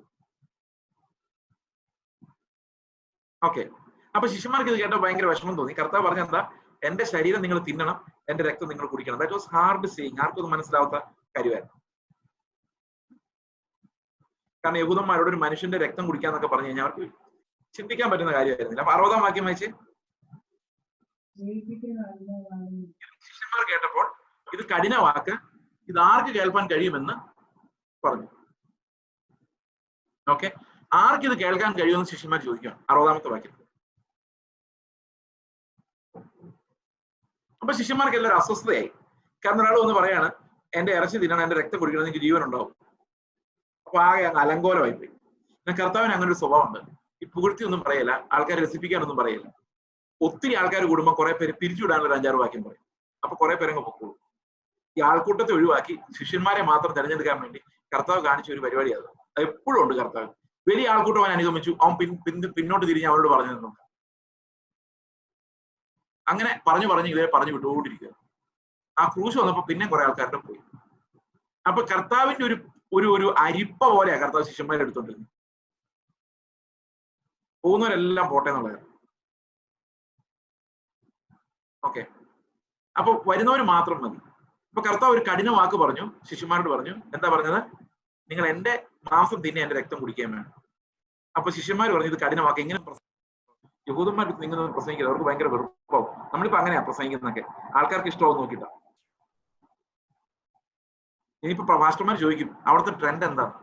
ട്രെൻഡ് അനുസരിച്ച് പ്രസംഗിക്കാൻ. എന്റെ ഒരു ഫ്രണ്ടിന്റെ ചർച്ചിൽ ഒരാള്, അമേരിക്കൻ ഒരാൾ പ്രസംഗിക്കാൻ വേണ്ടി അവർ അവധിക്ക് വരുമ്പോൾ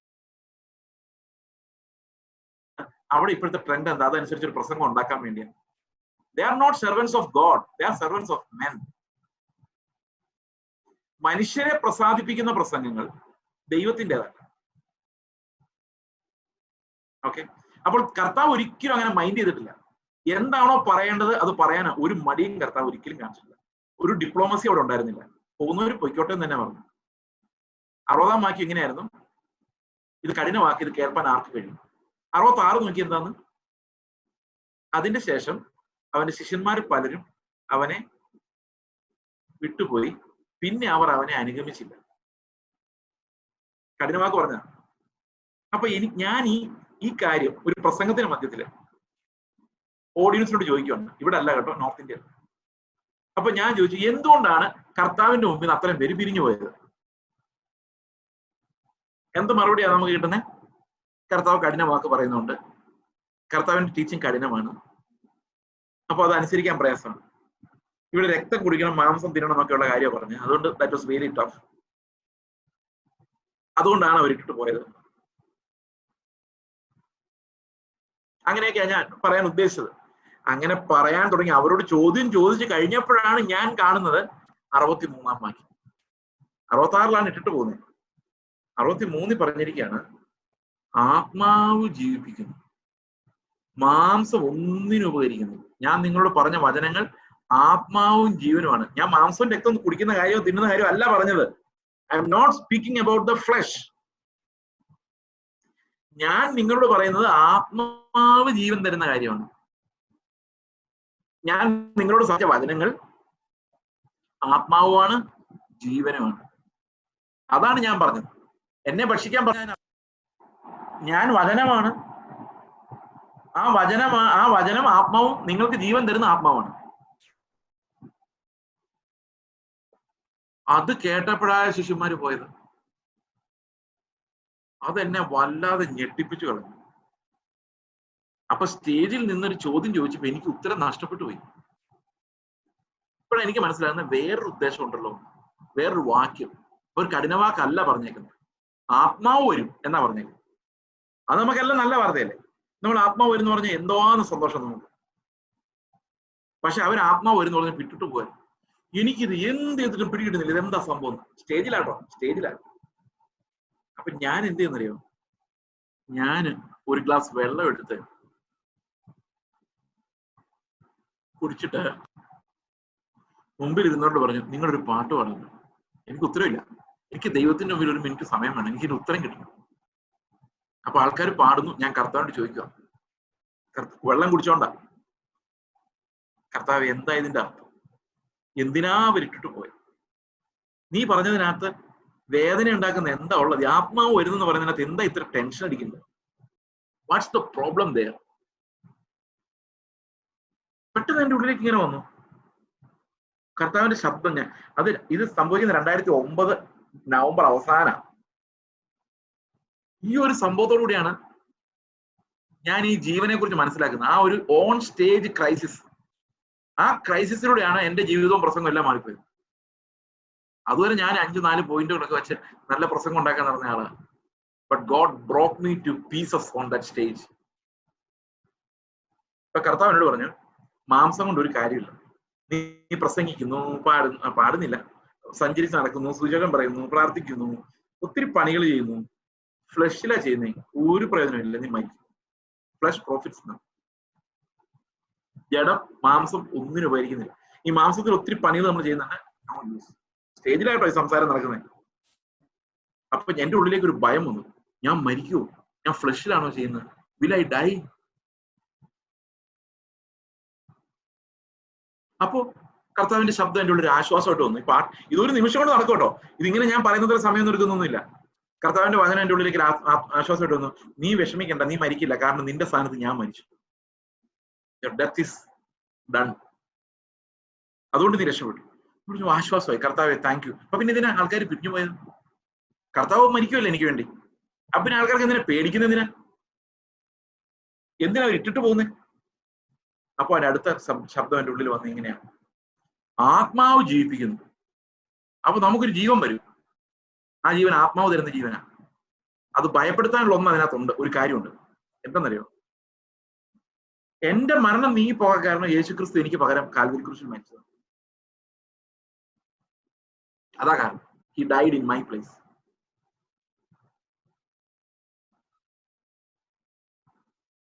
ഇപ്പൊ കർത്താവ് എന്നോട് പറയുക, എന്റെ ആത്മാവ് ഞാൻ നിനക്ക് തരുന്ന എന്തിനാണെന്നറിയാം? You live in my place. മരിക്കേണ്ടത് നീയായിരുന്നു, ഞാൻ നിന്റെ സ്ഥാനത്ത് മരിച്ചു. ജീവിക്കേണ്ടത് ഞാനാണ്.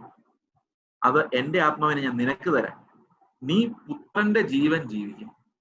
You are a son, live my life. അപ്പൊ നമുക്ക് വരുന്ന ജീവൻ ആരുടെ ജീവനാണ്? ക്രിസ്തുവിന്റെ ജീവനാണ്. Exchanged life. അവന്റെ ജീവൻ നമുക്ക്, നമ്മുടെ പാപം അവന്, അവന്റെ ആത്മാവിനാൽ അവന്റെ ജീവൻ. അപ്പൊ പ്രശ്നം ഇതാണ്, നിങ്ങൾക്ക് പുത്രന്റെ ജീവൻ വേണം. ഇതാ ചോദ്യം. പുത്രന്റെ അനുഗ്രഹം വേണം. പുത്രന്റെ ജീവൻ വേണം, അവൻ ജീവിച്ച ജീവിതം. വേറെ എന്തെങ്കിലും വഴിയുണ്ടോ പാസ്റ്റർ? എനിക്ക് കർത്താവിനോട് ഭയങ്കര സ്നേഹ, പക്ഷെ അവൻ ജീവിച്ച ജീവിതം എന്നെ കൊണ്ട് വേണ്ട. I don't love it. I like Christ but I don't like the way he lived. ആ ലൈഫ് എനിക്ക് വേണ്ട.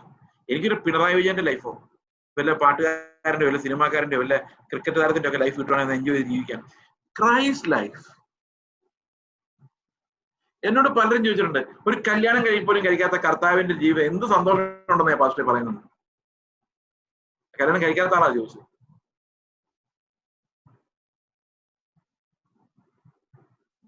ഞാൻ പറഞ്ഞു കർത്താവ് കല്യാണമൊക്കെ കഴിക്കുന്നുണ്ട്. നമ്മളെ പോലെ ഒരു ഗുണമില്ലാത്ത, അനുസരണമില്ലാത്ത, തമ്മിത്തല്ലികളായ, വഴക്കാളികളായ ഭാര്യ, അതോളൂ കുഴപ്പം. കർത്താവ് വേണ്ടി സ്വയം ഏൽപ്പിച്ചു കൊടുക്കുക ചെയ്തത്.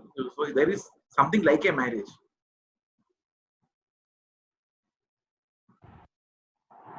അപ്പൊ ഞാൻ പറഞ്ഞു കർത്താവിന്റെ സന്തോഷം എന്ന് പറയുന്നത് എല്ലാ ദിവസവും ഒരു ശബ്ദം പിതാവിൽ ഇങ്ങനെ കേൾക്കുക, നീ എന്റെ പ്രിയപുത്രൻ, നിന്നെ ഞാൻ പ്രസാദിക്കുന്നു, ഇതാണ് ലൈഫ് എന്ന് പിതാവ് മുകളിൽ നിന്ന് പറയുന്നൊന്ന് കേട്ടാൽ ഈ ലോകത്തെ ധാന്യവും വീഞ്ഞും വർദ്ധിക്കുന്നതിൽ ഭയങ്കര സന്തോഷമായിട്ടായിരിക്കും നമ്മൾ ഉറങ്ങുന്നത്. അതായിരുന്നു കർത്താവിന്റെ എക്സൈറ്റ്മെന്റ്, എൻജോയ്മെന്റ്. ഞാൻ ഇപ്പോഴും ഓർക്കുന്നുണ്ട്, ഞാൻ ആദ്യമായിട്ട് പ്രവചനം കേൾക്കുന്നത് 1996 1996 പെന്തക്കോസ്റ്റൽ പ്രവചനം കേൾക്കുന്നത് സ്നാനപ്പെട്ട ശേഷം അല്ല, സ്നാനപ്പെടുന്നതിന് മുമ്പാണ്. 1996 മെയ്യിലാണെന്നാണ് എന്റെ ഓർമ്മ. അപ്പൊ അന്ന് ഉച്ചയ്ക്ക് എന്റെ അനിയൻ, പുള്ളി ഇപ്പോഴും വിശ്വാസിയല്ല, ഈ പാസ്റ്ററുടെ പ്രസംഗം കേൾക്കാൻ വേണ്ടി പോയി. അപ്പം ഇദ്ദേഹം എന്റെ അനിയനോട് പ്രവചിച്ച ഭയങ്കര കറക്റ്റ് ആയിരുന്നു. അപ്പൊ പുള്ളി ഭയങ്കര ഞെട്ടലോട് കൂടിയൊക്കെയാണ് വന്നത്. ഞെട്ടിയിട്ടൊന്നും കാര്യമില്ല, വിശ്വാസത്തിലൊന്നും നിൽക്കുകയല്ല, ഞെട്ടി നിർത്തുന്നു. അപ്പൊ എന്നോടൊന്ന് പറഞ്ഞു ഭയങ്കര പ്രവാചകനാണ്, ഭയങ്കര ട്രൂത്താണ് പുള്ളി പറയുന്നത്, ഒന്ന് പോയി കേൾക്കണം എന്ന് പറഞ്ഞു. ഞാൻ പറഞ്ഞു ഓക്കെ.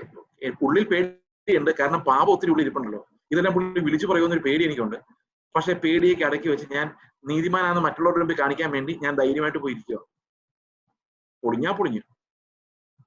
അന്നൊക്കെ ഭയങ്കര പേടിയുണ്ട് ഈ പാസ്റ്റർമാരെ, പ്രവാചകന്മാരെയൊക്കെ. ഇന്നില്ല. ഇന്ന് നമുക്കറിയാം ഇവര് നമ്മളെ പുകഴ്ത്തി പറയാൻ വേണ്ടിയും നന്മ പ്രവചിക്കാൻ വേണ്ടിയാ വരുന്നത്. അതുകൊണ്ട് ആർക്കും ഇന്ന് പേടിയൊന്നുമില്ല. നല്ല പാപം ചെയ്തിട്ട് പ്രവാചകന്റെ അടുത്ത് പോയി ഇരിക്കാൻ ഒരു ധൈര്യക്കുറവില്ല. കാരണം അടുത്ത ആഴ്ചത്തെ വിടുതലിനെ കുറിച്ച് പ്രവാചകൻ പറയുള്ളൂ നമുക്കറിയാം. ഇന്നത്തെ സ്റ്റാൻഡേർഡ് അതാണ്. അപ്പൊ ഈ പുള്ളി വന്ന് പ്രസംഗം തുടങ്ങിയപ്പോ എന്നോട് ഓഡിയൻസിനോട് പറയുക, ഇന്ന് ഞാൻ പ്രവചിക്കുന്നില്ല, എനിക്ക് അങ്ങനെ ഒരു നിയോഗമില്ല, ഞാൻ അതുകൊണ്ട് ഇന്നൊരു പ്രസംഗം പറയുന്നുള്ളൂ. എനിക്ക് ആകെ സന്തോഷവും തോന്നി, ആശ്വാസവും തോന്നി, സങ്കടവും തോന്നി. പക്ഷെ പ്രസംഗം ഒരു പകുതി ആയപ്പോൾ പുള്ളി എന്റെ അടുത്തേക്ക് വന്നിട്ട് പറഞ്ഞു, നിന്നെ ബഹുജാതികളുടെ ഇടയിൽ സുവിശേഷ വേലയ്ക്ക് മിഷണറി ആയിട്ട്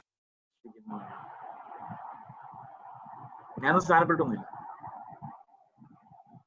എന്റെ ഉള്ളിലുണ്ടായ സന്തോഷം, സത്യം പറഞ്ഞാൽ എന്തുകൊണ്ടാ സന്തോഷം ഉണ്ടായെന്നറിയോ?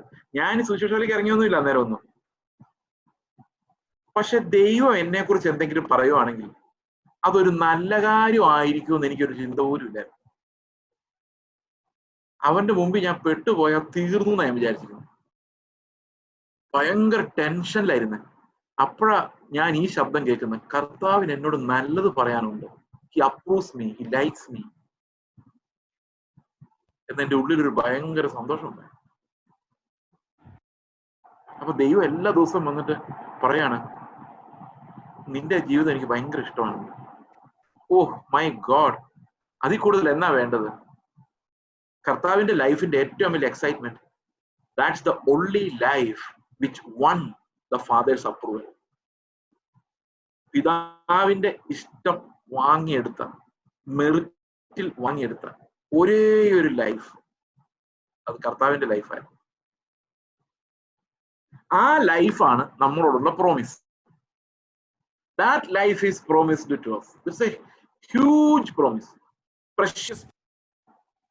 നമ്മുടെ പ്രോമിസ് സ്വർഗമല്ല. നമ്മുടെ പ്രോമിസ് എന്ന് പറഞ്ഞാൽ പിതാവിന്റെ അപ്രൂവലുള്ള ക്രിസ്തുവിന്റെ ലൈഫാ. ആർക്ക് വേണം? അത് കേട്ടിട്ട് ആൾക്കാർ ഇട്ടിട്ട് പോയത്. അവർക്ക് തിന്നാൻ പറ്റുന്ന അപ്പം മാത്രം മതിയായിരുന്നു. ജീവൻ പ്രാപിക്കുന്ന സ്വർഗത്തിൽ നിന്നുള്ള അപ്പം വേണ്ടായിരുന്നു. ആത്മാവ് വരുമ്പോൾ ക്രിസ്തുവിന്റെ ജീവനാ വരുന്നതെന്ന് അറിയാൻ വയ്യാത്തവരാണ് ഇന്ന് നമ്മുടെ കൂട്ടത്തിൽ വലിയൊരു പങ്ക്. Spirit gives life, that's an exchange life. Christ exchanges his life to us, life of a son. പുത്രന്റെ ജീവൻ അവന്റെ ആത്മാവിലൂടെ നമ്മളിലേക്ക് പകരുന്ന ക്രിസ്തുവിന്റെ പ്രവൃത്തിയാണ് അവന്റെ ശരീരം നമുക്ക് നൽകുക എന്ന് പറയുന്നത്. It's not about physical flesh. It's about the spirit giving us the life of Christ.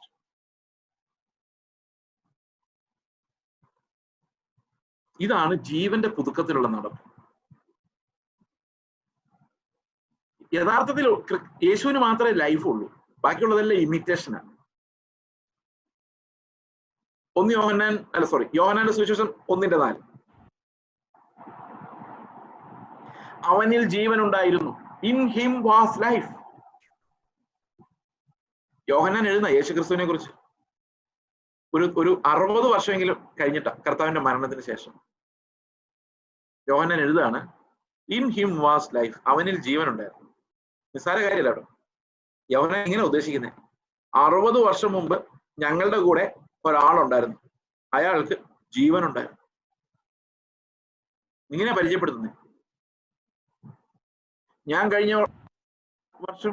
കഴിഞ്ഞ മാസം ഫ്ലൈറ്റിൽ പോകുമ്പോൾ എൻ്റെ അടുത്തൊരാൾ വന്നിരുന്നായിരുന്നു. അയാൾക്ക് ജീവൻ ഉണ്ടായിരുന്നു. ഞെട്ടിയോ? ആരും ഞെട്ടില്ല.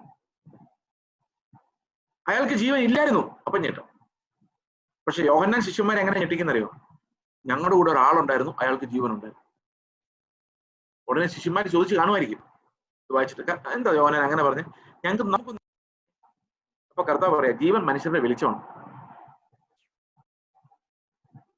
വെളിച്ചം ഇരുളിൽ പ്രകാശിക്കുന്നു, ഇരുളും അതിനെ പിടിച്ചടക്കി. മീൻസ് നമ്മൾ യേശുവിന്റെ ജീവൻ ഉണ്ടെങ്കിൽ അത് ഇരുട്ടുള്ളിടത്ത് കൂടുതൽ കത്തും. കാരണം വെളിച്ചത്തിന്റെ സ്വഭാവം ഇരുട്ടിൽ പ്രകാശിക്കുക എന്നുള്ളതാണ്.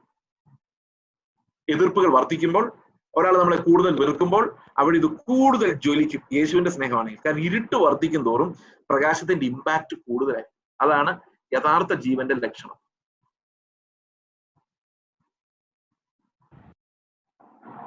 നമ്മൾ നല്ല ഇരുട്ടത്ത് കറണ്ട് പോയ മൊബൈൽ ഫോണിന്റെ വെളിച്ചം മതി നമുക്ക് കാര്യങ്ങളൊക്കെ കാണാൻ. പക്ഷെ സൂര്യപ്രകാശം ഉള്ളപ്പോൾ ഈ മൊബൈലിന്റെ വെളിച്ചം നമ്മൾ ശ്രദ്ധിക്കത്ത പോലില്ല. അതുപോലെ ഇരുട്ട് കൂടുന്തോറും, നിങ്ങൾ ഓർക്കുന്നുണ്ടോ ഈ നമ്മുടെയൊക്കെ ചെറുപ്പകാലത്ത്, നമ്മുടെയൊക്കെ എന്ന് പറഞ്ഞാൽ ഞങ്ങളുടെയൊക്കെ ചെറുപ്പകാലത്ത് ഈ വാച്ചൊക്കെ ഗിഫ്റ്റ് കിട്ടുന്നു ചില സമയം. അപ്പൊ ഞങ്ങൾ ഇരുട്ടത്ത് പോയി നോക്കും, ഇതിനകത്ത് റേഡിയോ ഉണ്ടോ, കത്തുന്നുണ്ടോ എന്ന്. നിങ്ങൾ നോക്കിയിട്ടുണ്ടോ? ഇറേഡിയൻ മെറ്റീരിയൽ ഉണ്ടോ എന്ന് നോക്കും. നമ്മൾ അകത്ത് പോയിരുന്ന ഇങ്ങനെ ഇരുട്ടത്ത് കൊണ്ട് വെച്ച് നോക്കും, ഇതിനകത്ത് തിളങ്ങോ രാത്രിയില്. ചെയ്തിട്ടില്ല? നിങ്ങൾ എവിടെയും തലയാട്ടിയാൽ എനിക്ക് കാണാൻ കേട്ടോ. എനിക്കെന്നെ കണ്ട് സംസാരിക്കുന്ന ഇഷ്ടം. അപ്പൊ അത് നോക്കുന്നത് എന്താണെന്നറിയോ? ശരിക്കും വെളിച്ചം ഉള്ളതാണോ അതോ ഇല്ലയോ? അത് നോക്കണമെങ്കിൽ നമ്മൾ ഇരുട്ടത്ത് കൊണ്ടുപോയി ടെസ്റ്റ് ചെയ്യണം. നമ്മൾ ഈ റോഡിൽ കൂടെ, കേരളത്തിൽ റോഡിൽ കൂടെ പോകുമ്പം, ഗൾഫിലുണ്ടോന്ന് എനിക്കറിയാം, ഇല്ലെന്ന് തോന്നുന്നു. കേരളത്തിലെ റോഡിൽ കൂടെ പോകുമ്പോൾ ഈ റോഡിന്റെ 2 സൈഡിലും നടുക്കും ഈ റിഫ്ലക്റ്റിംഗ് ലൈറ്റ്സ് വെച്ചേക്കുന്നതാണ്. ഭയങ്കര തിളക്കം തന്നെ. അപ്പൊ അത് ശരിക്കും അതിനകത്ത് തന്നെ വരുന്ന വെളിച്ചമാണോ എന്ന് അറിയണമെങ്കിൽ നമ്മുടെ ലൈറ്റ് ഒന്ന് ഓഫ് ചെയ്താൽ മതി. അന്നേരം അറിയാം അത് അതിനകത്ത് നിന്ന് വന്ന വെളിച്ചമാണോ നമ്മുടെ വെളിച്ചമാണോ. അപ്പൊ യേശു ക്രിസ്തുവിൽ ജീവൻ വെളിച്ചമായിട്ടുണ്ട്. ഇടയ്ക്കിടയ്ക്ക് ഓഫ് ആയിരുന്നു, ക്രൂശിൽ കൂരിട്ടായിരുന്നു, പക്ഷെ ലൈറ്റ് നല്ലപോലെ കത്തുന്നുണ്ടായിരുന്നു. പക്ഷെ നമ്മൾ എങ്ങനെയാന്ന് വെച്ച് കഴിഞ്ഞാൽ ഒരു ഇത്തിരി ഇരുട്ട് വന്നാൽ പിന്നെ നമ്മൾ ഓഫാക്കി വെക്കും. അവൻ എന്നെ നോക്കി കളിയാക്കി ചിരിച്ച പിന്നെ ഞാൻ എന്തിനാ അവനെ നോക്കി സന്തോഷിക്കും? എന്നോ വയ്യ, അവൻ ഇരുട്ടാണ് ഞാനും ഇരുട്ടാ, അല്ലാതെ എനിക്ക് പ്രത്യേകിച്ച് വെളിച്ചമൊന്നുമില്ല. This is our life. ഇതൊരു ഇമിറ്റേഷനാണ്. ആരെങ്കിലും വെളിച്ചൊടിച്ച് കാണിച്ചാൽ ഞാനും വെളിച്ചൊടിച്ച് കാണിക്കും, ചന്ദ്രനെ പോലെ. Not the real light. സൂര്യനപ്പുറത്തുണ്ടെങ്കിൽ ഞാൻ ഇത്തിരി വെളിച്ചം കാണിക്കാം. അയാൾ എന്നോട് അങ്ങനെ പെരുമാറിയോണ്ടാ ഞാൻ ഇങ്ങനെ പെരുമാറിയത്. That means he did not show you light, you don't have light. ആ ലൈഫാണ് നമ്മുടെ ലൈഫ്. ഇതൊരു പ്രിറ്റൻഷനാണ്. പക്ഷെ കർത്താവിന്റെ വെളിച്ചം അങ്ങനെയല്ല, പെർഫെക്റ്റ് ലൈറ്റ്. അതാണ് ജീവൻ. ആ ജീവനാണ് നമ്മളിലേക്ക് കർത്താവ് തരുന്നത്. അതേ റിഫ്ലക്ഷൻ, അതേ ലൈറ്റ്. അത് 2 കൊരിന്ത്യർ ലേഖനം 3-ാം അധ്യായത്തിൽ പറയുന്നുണ്ട്. അവന്റെ തേജസ്സിനെ കണ്ണാടിയിൽ കാണുന്ന പോലെ പ്രതിഫലിപ്പിക്കാൻ പറ്റുന്നു. അതുപോലത്തെ തേജസ്സാണ്, ആ ലൈറ്റാണ് അവൻ നമുക്ക് തരുന്നത്. സോ അപ്പൊ ക്രിസ്തുവിന്റെ ജീവൻ എന്ന് പറഞ്ഞിട്ട് വെരി വെരി റിച്ച് എക്സ്പീരിയൻസ്. അത് അനുഭവിക്കണമെങ്കിൽ ഈ പഴയതിനെ നമ്മൾ വെറുക്കണം. That has to be cast to the cross in faith. നമ്മൾ ക്രൂശിക്കൊന്നും വേണ്ട, that is done, already done. പക്ഷെ വിശ്വാസം, ആ മരണത്തെ വിശ്വസിപ്പിക്കണം. നമ്മുടെ ഹൃദയത്തിൽ അതൊരു ഫാക്റ്റ് ആയിട്ട് വരണം. We should count ourselves dead. That flesh wall broken. the government upset.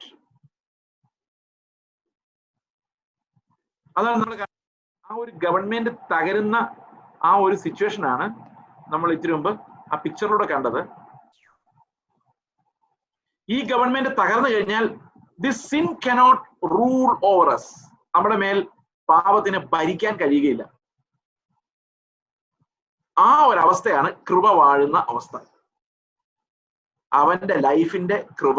കൃപ എന്നുള്ള വാക്ക് നമ്മൾ പറഞ്ഞു ഓർക്കുന്നുണ്ട്, അത് മറന്നു പോരുത്. കൃപ എന്ന് കേൾക്കുമ്പോൾ എല്ലാം ഓർമ്മ വരണം. When grace is reigning, we are becoming like Christ each day. അതിനെയാണ് reign of grace എന്ന് പറയുന്നത്. ഈ ഹൈപ്പർ ഗ്രേസ് ആയിട്ട് reign of grace എന്ന് പറയുന്നത് എന്തിനാണെന്നറിയോ? ശ്രദ്ധിച്ചിട്ടുണ്ടോ എന്തിനാ പറയുന്നത്? കൃപയുണ്ടെങ്കിൽ നമുക്ക് ഈ ഭൂമിയിൽ രാജാക്കന്മാരെ പോലെ ഇവിടുത്തെ സുഖം അനുസരിച്ച് വാഴാം. രോഗമില്ലാതെ, ദുഃഖമില്ലാതെ, ഇഷ്ടംപോലെ പണമായിട്ട് സുഖമായി വാഴാം. ഇതാണ് അവർ പറയുന്ന വാഴ്ച. എന്നാൽ വേദപുസ്തകം പറയുന്നത് വാഴ്ചയല്ല. എന്തിന്റെ നടുവിലായാലും ക്രിസ്തുവിന്റെ ജീവൻ വാഴുക. അത് എന്നാൽ വരുന്നതല്ല, ആത്മാവിനാൽ വരുന്നത്, ക്രൂശിലൂടെ വരുന്നതാണ്. അപ്പൊ ആ വാഴ്ച എന്ന് പറയുന്നത് കർത്താവിന്റെ ജീവൻ നമ്മളിൽ വാഴുന്ന, മരണത്തിന് പകരം. നേരത്തെ മരണമാണോണ്ടിരുന്നത്, ഇപ്പൊ നമ്മൾ വാഴുന്നത് ജീവനാണ്. ആ വാഴ്ചയാണ് കൃപയാലുള്ള, കൃപയുടെ വാഴ്ച എന്ന് പറയുന്നത്. That's not done by our merit, but that is a gift by God.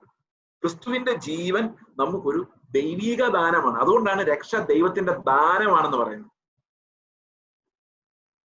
അപ്പൊ സാൽവേഷൻ എന്ന് പറയുന്ന സ്വർഗത്തിൽ പോകുന്ന അല്ല എന്ന് ഞാൻ ഒരിക്കൽ കൂടി ആവർത്തിക്കുന്നു. നിങ്ങളുടെ ഹൃദയത്തിലേക്ക് അത് ഫിക്സ്ഡ് ആയിട്ട് വരാൻ വേണ്ടി. സാൽവേഷൻ എന്ന് പറയുന്നത് it's living and completing the life of Christ.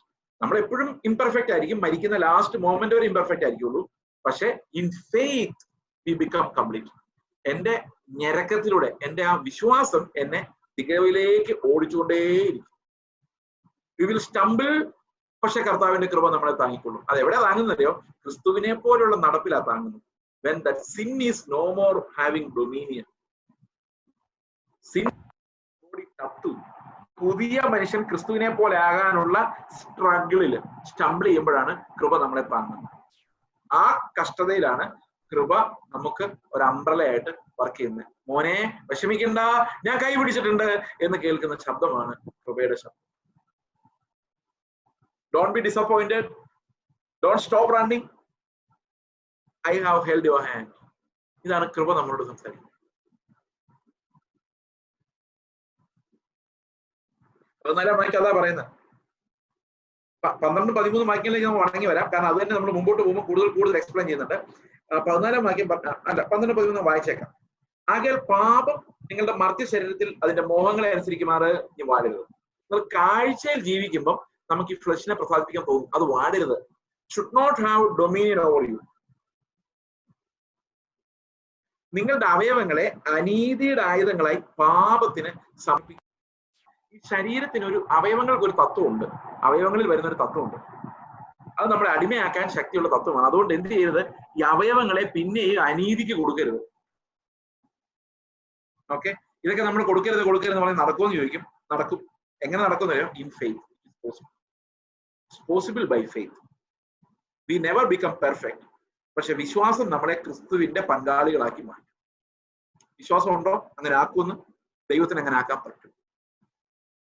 That is salvation. നിങ്ങളെ എങ്ങനെയെന്നറിയോ? നിങ്ങളുടെ അവയവങ്ങളെ അനീതിയുടെ ആയുധങ്ങളായി പാപത്തിന് സമർപ്പിക്കരുത്. Don't submit before sin. Neither yield your members as instruments of unrighteousness. അനീതിക്ക് ആയുധമായി പാപം ചെയ്യാൻ തക്കവണ്ണം അതിനെ സമർപ്പിക്കരുത്. സമർപ്പിക്കാതെ എങ്ങനെ സമർപ്പിക്കാതിരിക്കുന്നത്? അടുത്ത വാക്യം. നിങ്ങളെ തന്നെ മരിച്ചിട്ട് ജീവിക്കുന്നവരായി. ഡെഡ് എന്ന് എണ്ണുക എന്നുള്ളതാണ്. ഡെഡ്. അങ്ങനെയാണ് നമ്മൾ അനീതിയിൽ നിന്ന് പാപത്തിന് രക്ഷപ്പെടുന്നത്. മരിച്ചിട്ട് ജീവിക്കുന്നവരായി. നിങ്ങൾ ചോദിക്കേണ്ട ഏറ്റവും വലിയ ചോദ്യം, നമ്മൾ തന്നെ ചോദ്യം, are we dead in Christ? ക്രിസ്തുവിനോട് മരിച്ചിട്ടുണ്ടോ? ആ മരണം എൻജോയ് ചെയ്യുന്നുണ്ടോ?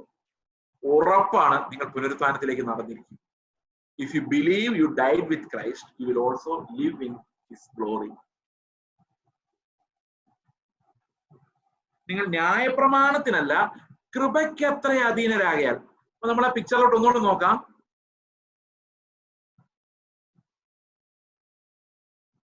ഈ ന്യായപ്രമാണം, ലോ ആൻഡ് സിൻ, ഇതായിരുന്നു നേരത്തെ നമ്മൾ ഭരിച്ചുകൊണ്ടിരുന്നത്. നിങ്ങൾ ഇപ്പോൾ അതിന് അധീനരല്ല. ഓൾഡ് മാൻ മരിച്ചു, സിൻ ഹാസ് നോ പവർ. അപ്പൊ നമ്മളിപ്പോ ആരുടെ അധീനതയിലാണ്? യേശുവിന്റെ ലൈഫാണ് വാഴുന്നത്. The life of Jesus, the life of Jesus, ഇതാണ് ഇവിടെ വാഴുന്നത്. അത് പാപത്തിന് അതിന്മേൽ കർത്തൃത്വം ഇല്ല. അപ്പൊ നിങ്ങൾ കൃപയ്ക്ക് അധീനരാണെങ്കിൽ എന്തില്ല? നിയമത്തിനോ പാപത്തിനോ നമ്മുടെ മേൽ കർത്തൃത്വമില്ല. ക്രിസ്തുവിന്റെ ജീവനാണ് നമ്മുടെ വിശുദ്ധീകരണത്തിന്റെ ആധാരം. ലൈഫ് ഓഫ് ജീസസ്, അതാണ് നമുക്ക് ലഭിക്കുന്നത്. നിങ്ങൾ ന്യായപ്രമാണത്തിനല്ല കൃപയ്ക്കത്രേ അധീനർ ആകയാൽ പാപം, പാപം ഏത് സൈഡില? ഈ സൈഡില. നിങ്ങളുടെ മേൽ ഇനി കർത്തൃത്വം നടത്തുകയില്ല. It cannot have dominion over you. കാരണം എന്താ? നമ്മൾ ഒത്തിരി സിമ്പിൾ ആയിട്ട് അതൊന്ന് എക്സ്പ്ലെയിൻ ചെയ്താൽ എങ്ങനെ പറയാൻ പറ്റും നമുക്ക് വേണമെങ്കിൽ? ഈ പാപം വാഴുന്നത് മരണത്തെ പേടിപ്പിച്ചോണ്ടാണ്, മരണം കാണിച്ച് പേടിപ്പിച്ചോണ്ടാണ്. ഞാൻ കഴിഞ്ഞ ദിവസം നിങ്ങളോട് പറഞ്ഞു, ഈ ലോകം പെട്ടെന്ന് തീർന്നു പോകുന്നുള്ള നമ്മുടെ ഉത്കണ്ഠയിൽ നിന്നാണ് നമ്മൾ ഈ ലോകത്തിലെ മോഹങ്ങളിൽ പെടുന്നതെന്ന്. പക്ഷെ ഇവിടെ മരണഭയം നീങ്ങിപ്പോയി നിത്യജീവന്റെ പ്രോമിസ് കിട്ടി കഴിയുമ്പോഴേക്കും ഈ പാപത്തിന് നമ്മൾ ഒന്നും പറഞ്ഞ് പേടിപ്പിക്കാൻ പറ്റില്ല, മരണം പറഞ്ഞ് പേടിപ്പിക്കാൻ പറ്റില്ല. ഈ സാധാരണ ഈ ലോകത്തിൽ ഒന്നും കാണിച്ച് പ്രലോഭിപ്പിക്കാൻ പറ്റില്ല. കാരണം ആ മരണത്തെ നമ്മൾ ഭയപ്പെടുന്നില്ല. അതുകൊണ്ടാണ് മരണഭയത്തിന് അടിമകളായിരുന്നവരെ അവൻ വിടുവിച്ചു. Slavery to the fear of death, അതാണ് പാപത്തിന്റെ ഒരു വലിയ ഇന്ധനം. ഫിയർ ആൻഡ് പ്ലഷർ, ഇത് രണ്ടുമാണ് നമ്മളെ കൊണ്ട് പാപം ചെയ്യിപ്പിക്കുന്നത്. ഞാനിപ്പോൾ ഓർക്കുന്നുണ്ട്, ഞാൻ ആന്ധ്രയിൽ മിഷണറി ആയിരിക്കുമ്പോൾ ഞാനൊരു ബൈക്ക് ബുക്ക് ചെയ്തു, ബൈക്കിന് വേണ്ടി ബുക്ക് ചെയ്തു. ആ ബൈക്കിന് വേണ്ടി ബുക്ക് ചെയ്തപ്പോ ഞാൻ എന്റെ മനസ്സിൽ ഇങ്ങനെ ചിന്തിക്കുക, കർത്താവേ, ആ ബൈക്ക് വരുന്നതിന് മുമ്പ് എങ്ങാനും ഞാൻ മരിച്ചു പോയാൽ ആ ബൈക്കിലൊന്നും ഓടിക്കാൻ പറ്റില്ല. അവൻ മരിച്ചു പോകുന്ന ഒരു ചിന്ത ഉള്ളിൽ വന്നു കഴിഞ്ഞാൽ പിന്നെ മാക്സിമം എന്തെല്ലാമാണോ ജീവിതത്തിൽ അനുഭവിക്കാനുള്ളത് എല്ലാം ഒന്ന് അനുഭവിച്ചിട്ട് മരിക്കണം എന്ന് തോന്നും ചിലപ്പോൾ. പിന്നെ എനിക്ക് മനസ്സിലായത്, എന്റെ കർത്താവെ, മരണം എന്റെ മേൽ കർത്തൃത്വം നടത്തുവാണല്ലോ. അപ്പൊ മരണഭയം വന്നു കഴിയുമ്പോൾ നമുക്ക് ലോകത്തോട് ആസക്തി കൂടുക, കുറയുമല്ല. മരണഭയം. ഓക്കെ, അപ്പൊ പാപം നമ്മളിൽ കർത്തൃത്വം നടത്തിക്കൊണ്ടിരുന്ന മരണം വാഴുന്നത് കൊണ്ടാണ്. മരണം നമ്മുടെ മുമ്പിൽ ഇങ്ങനെ നിൽക്കുക. ഞാൻ നിങ്ങളോട് അത് കഴിഞ്ഞ ദിവസം എക്സ്പ്ലെയിൻ ചെയ്തതാണ്. നമ്മുടെ ജീവിതം ഒരു ചോക്ലേറ്റ് പോലെയാണ്. ഈ ചോക്ലേറ്റ് ഏത് സമയം തീർന്നു നമുക്ക് പേടിയുണ്ട്. അതുകൊണ്ട് ഈ ചോക്ലേറ്റ് മുറിയാതെ, കടിച്ചു പൊട്ടിക്കാതെ, അപ്പുറത്തെ ഇപ്പുറത്തേക്ക് കവിളിലിട്ട് പല്ല് മുറിയാതെ നമ്മൾ സൂക്ഷിച്ച് ചവച്ചിറക്കിക്കൊണ്ടിരിക്കുക. നമ്മുടെ ഈ ലൈഫ് എന്ന് ഒരൊറ്റ ചോക്ലേറ്റേ ഉള്ളൂ. അത് ഇനി എന്താവെന്ന് അറിയത്തില്ലാത്തതുകൊണ്ട്. പക്ഷെ ഒരു പ്രോമിസ് കിട്ടുവാണ്, ഈ ചോക്ലേറ്റ് തീർന്ന് ഇങ്ങോട്ട് വന്നാൽ ഒരിക്കലും അവസാനിക്കാത്ത രുചി കൂടി വരുന്ന ഒരു ചോക്ലേറ്റ് നിനക്കായിട്ട് ഞാൻ കരുതി വെച്ചിട്ടുണ്ടെന്ന് കർത്താവ് പറയുന്ന കേട്ടാൽ പിന്നെ ഈ ചോക്ലേറ്റ് തീർന്നാൽ നമുക്ക് വലിയ പേടിയൊന്നും. അപ്പൊ മരണഭയം അങ്ങ് പോയി കഴിഞ്ഞാൽ നമുക്ക് ഈ ലോകം വലിയ കാര്യമല്ലാതെ വരും. അങ്ങനെയാണ് ബൈബിൾ പറയുന്നത്. ഫിയർ ഓഫ് ഡെത്ത്, മരിക്കാൻ പേടിയില്ലാത്തവന് ക്രിസ്തുവിന്റെ കാരണത്താൽ, ബിക്കോസ് ഓഫ് ഹിസ് റിസറക്ഷൻ, അവന്റെ പുനരുത്ഥാനത്തിൽ വിശ്വസിക്കുന്നതിനാൽ മരണത്തെ പേടിയില്ലാത്തവന് പാപത്തിന് അവന്റെ മേൽ കർത്തൃത്വം നടത്താൻ പറ്റത്തില്ല. Is delivered. അതുകൊണ്ടാണ് പറയുന്നത് ഇവിടെ, നിങ്ങൾ പാപസംബന്ധമായി നിങ്ങളെ തന്നെ മരിച്ചിട്ട് ജീവിക്കുന്നവരായും നിങ്ങളുടെ അവയവങ്ങളെ നീതിക്ക് ആയുധങ്ങളായി സമർപ്പിക്കുവാൻ. നിങ്ങൾ ന്യായപ്രമാണത്തിനല്ല കൃപയ്ക്കത്രേ അധീനരാകിയാൽ പാപം നിങ്ങൾ കർത്തൃത്വം നടത്തില്ല. കാരണം എന്താ? പാപത്തിന് കർത്തൃത്വം നടത്താനുള്ള സാധനം മരിച്ചുപോയി, ചത്തുപോയി. I died with Christ on the cross. ഞാൻ ഈ മരണത്തെ ഒന്ന് മനസ്സിലാക്കാൻ വേണ്ടി ഒരു 2 ഇല്ലസ്ട്രേഷൻസ് പറയാം. അപ്പൊ അവിടെ നമുക്ക് ഈ സെഷൻ മിക്കവാറും അവസാനിക്കുമായിരിക്കും.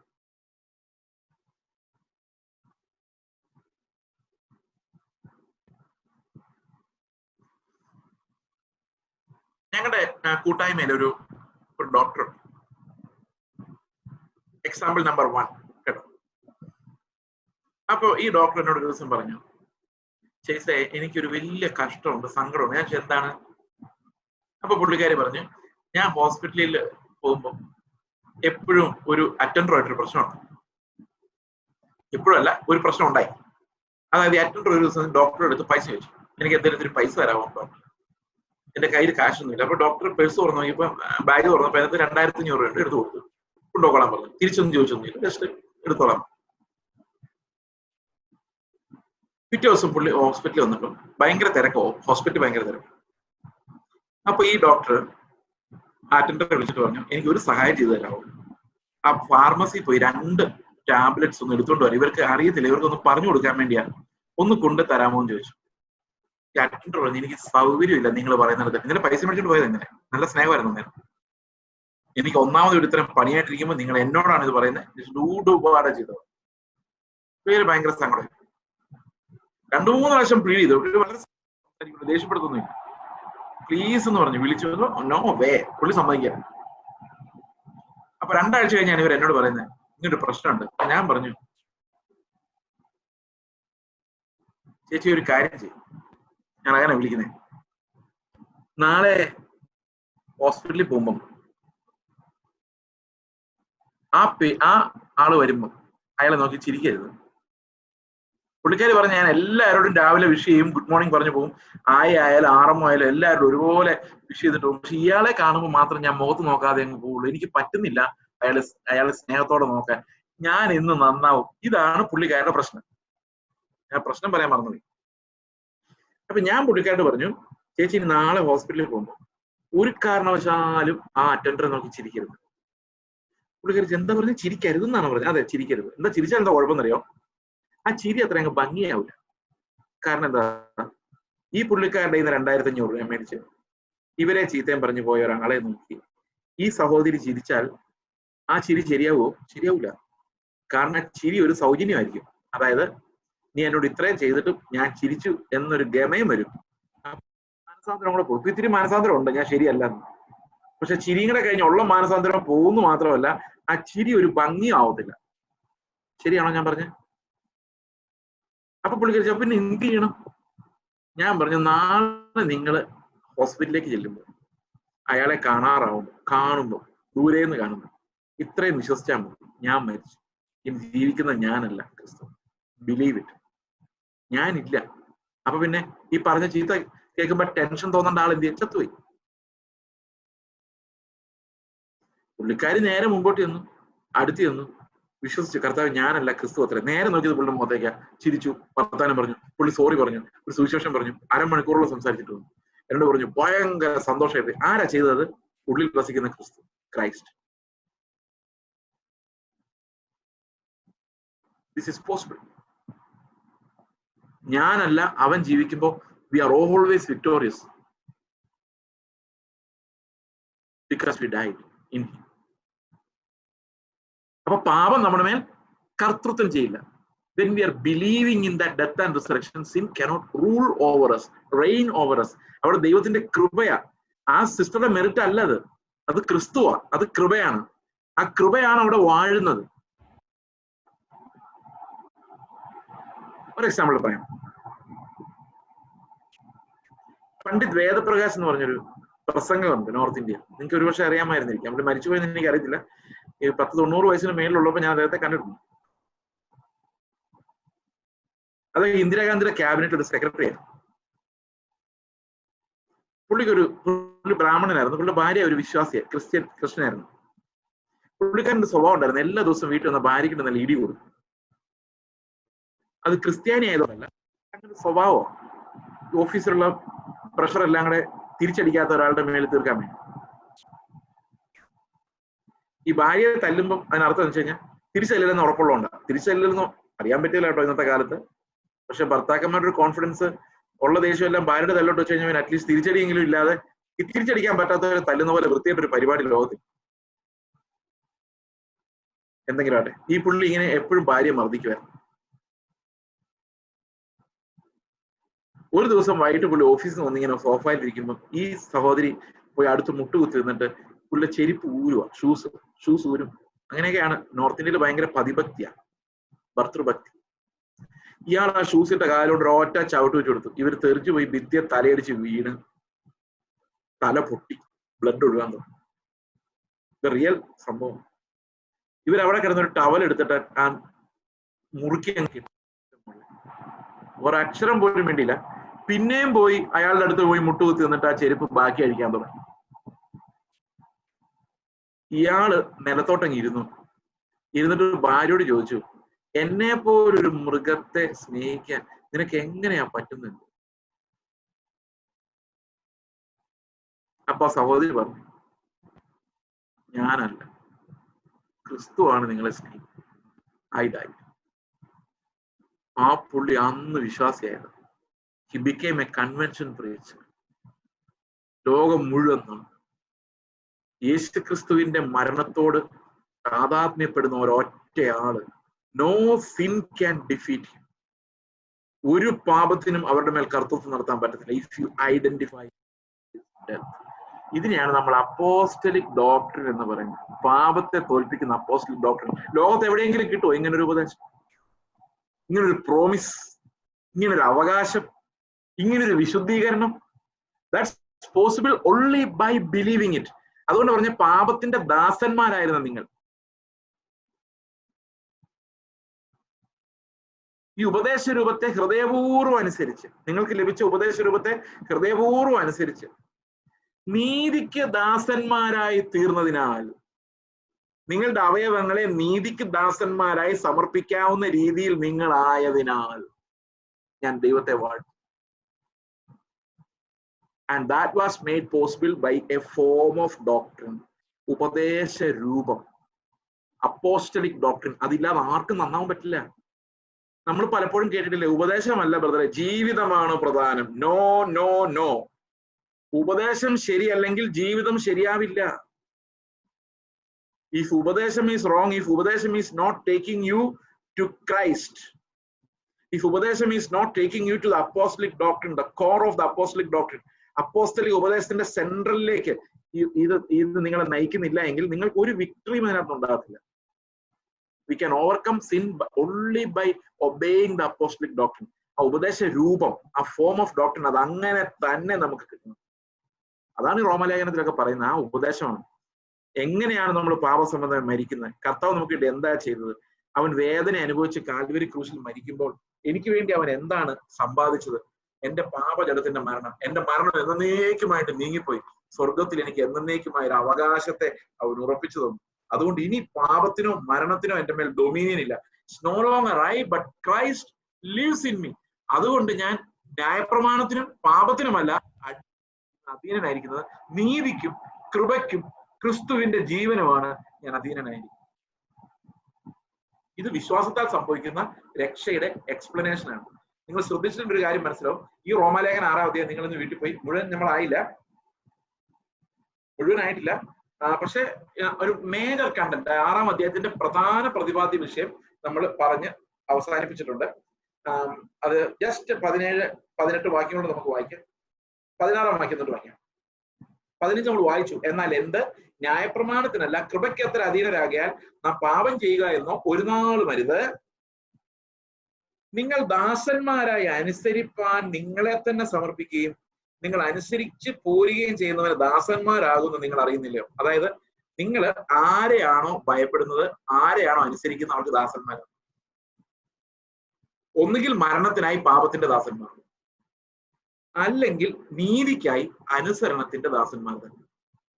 അപ്പൊ കൃപയുടെ ട്രെയിനിങ്ങിൽ സംഭവിക്കുന്നത് എന്താണെന്ന് വെച്ച് കഴിഞ്ഞാൽ നമ്മളെല്ലാം നീതിയുടെ അടിമകളായി മാറുകയാണ്. That's by a divine work of the Lord എന്ന് പറഞ്ഞാൽ ഈ ജീവിക്കുന്ന ഞാനല്ല, ക്രിസ്തുവാണ്. അവൻ നമ്മിൽ വിശ്വാസത്താൽ വസിച്ചുകൊണ്ടാണ് ഇത് നമ്മളിലൂടെ സാധിക്കുന്നത്. അപ്പൊ നമ്മൾ നീതിയുടെ അനുസരണത്തിന്റെ ദാസന്മാർ. അത് എങ്ങനെ സംഭവിക്കുന്നത്? Because Christ is living in us. അതാണ് ഇതിന്റെ റീസൺ. അങ്ങനെയാണ് നമ്മൾ നീതിയുടെ അടിമകളാകുന്നത്. ആ നീതിയുടെ അടിമ എന്നുള്ള വാക്ക് ഇന്ന് ഇനി എക്സ്പ്ലെയിൻ ചെയ്യാൻ ടൈമില്ല. We will look at it tomorrow. എന്താണ് നീതിയുടെ ദാസ്യത്വം എന്നുള്ള വാക്ക്? ഈ അധ്യായത്തിൽ ഇനി അതാണ് പ്രധാനമായിട്ടും കാണാനുള്ളത്. 18-ാം വാക്യത്തിൽ അത് പറയുന്നുണ്ട്, 19-ാം വാക്യത്തിൽ അത് പറയുന്നുണ്ട്. What do we mean by becoming slaves of righteousness? 17-ാം വാക്യം, എന്നാൽ നിങ്ങൾ പാപത്തിന്റെ ദാസന്മാർ ആയിരുന്നുവെങ്കിലും നിങ്ങളെ പഠിപ്പിച്ച ഉപദേശ രൂപത്തെ ഹൃദയപൂർവ്വം അനുസരിച്ച് പാപത്തിൽ നിന്ന് സ്വാതന്ത്ര്യം ലഭിച്ച്, അതായത് ഈ പാപത്തിന്റെ പാപം നമ്മുടെ യജമാൻ എന്ന് പറയുമ്പോൾ നമ്മളെ കൊണ്ട് ആരാ പണി ചെയ്യിപ്പിക്കുന്നത്? ഞാനല്ല പാപം ചെയ്യുന്ന, പാപം എന്നെ കൊണ്ട് ചെയ്യിപ്പിക്കുക. He's the master. ഞാൻ പോയി പാപം ചെയ്യുമല്ല, പാപം എന്നെ കൊണ്ട് ആ പാപത്തിന്റെ ഇഷ്ടം പ്രവർത്തിപ്പിക്കുക. He was the master. അപ്പൊ അതിനകത്ത് ഈ ഫ്രീഡം വേണമായിരുന്നു. ആ മാസ്റ്റർ പറയുന്നത് ഇനി കേൾക്കേണ്ടാത്ത ഒരു അവസ്ഥ വരണമായിരുന്നു. അതുകൊണ്ടാണ് ആ ക്രൂശ് മരണം. ഇത് നമ്മൾ അടുത്ത ദിവസം ഒന്നും കൂടെ ഈ നീതിയുടെ ദാസ്യത്വം എന്നുള്ള വിഷയം നമുക്ക് ഈ 6-ാം അധ്യായത്തിന്റെ ബാക്കി ഭാഗങ്ങളിലുള്ളത് നമുക്ക് കാണാം. നമുക്കൊരു നിമിഷം ഒന്ന് കണ്ണടയ്ക്കാം, നമുക്കൊന്ന് സ്തോത്രം ചെയ്യാം, നന്ദി പറയാം. കർത്താവേ, അങ്ങയുടെ മരണത്തിലൂടെ ഞങ്ങളുടെ ആ ദുഷ്ട മനുഷ്യനെ, പാപ മനുഷ്യനെ, ആത്മിക മനുഷ്യനെ മരിക്കുവാൻ അനുവദിച്ചതിനായിട്ട് സ്തോത്രം. ആ വേദന മുഴുവൻ നീ അനുഭവിച്ചതിനായിട്ട് സ്തോത്രം. കർത്താവേ, ഞങ്ങൾ ഇനി പാപത്തിന്റെ ദാസന്മാരല്ല, ഞങ്ങൾ ന്യായപ്രമാണം ഉള്ളത് കൊണ്ട് നല്ലതായിട്ട് ജീവിക്കുന്നവരല്ല. കർത്താവ് ഞങ്ങൾ ക്രിസ്തു വാഴുന്നത് കൊണ്ട്, കൃപ വാഴുന്നത് കൊണ്ട്, ക്രിസ്തു ഞങ്ങൾക്ക് കർത്താവായിരിക്കുന്നുണ്ട്, വിശ്വാസത്താൽ അവൻ ഞങ്ങൾ വസിക്കുന്നത് കൊണ്ട്, ഞങ്ങൾ പാപസംബന്ധമായി മരിച്ചിരിക്കുന്നതുകൊണ്ട് ഞങ്ങൾ നീതിയുടെ ദാസന്മാരായി മാറിയതിനായിട്ട് ദൈവമേ ഞങ്ങൾ നന്ദി പറയുന്നു. ആ മരണത്തിന്റെ പങ്കാളിത്തം, പുനരുത്ഥാനത്തിന്റെ പങ്കാളിത്തം, ജീവന്റെ പങ്കാളിത്തം, ആത്മാവിന്റെ പങ്കാളിത്തം നൽകി കർത്താവെ അങ്ങ് ആഗ്രഹിക്കുന്ന വിശുദ്ധീകരണത്തിലേക്ക് ഞങ്ങളെ നടത്തണമേ. നന്ദിയോടെ സ്തോത്രം. കർത്താവ് യേശു ക്രിസ്തുവിന്റെ നാമത്തിൽ തന്നെ.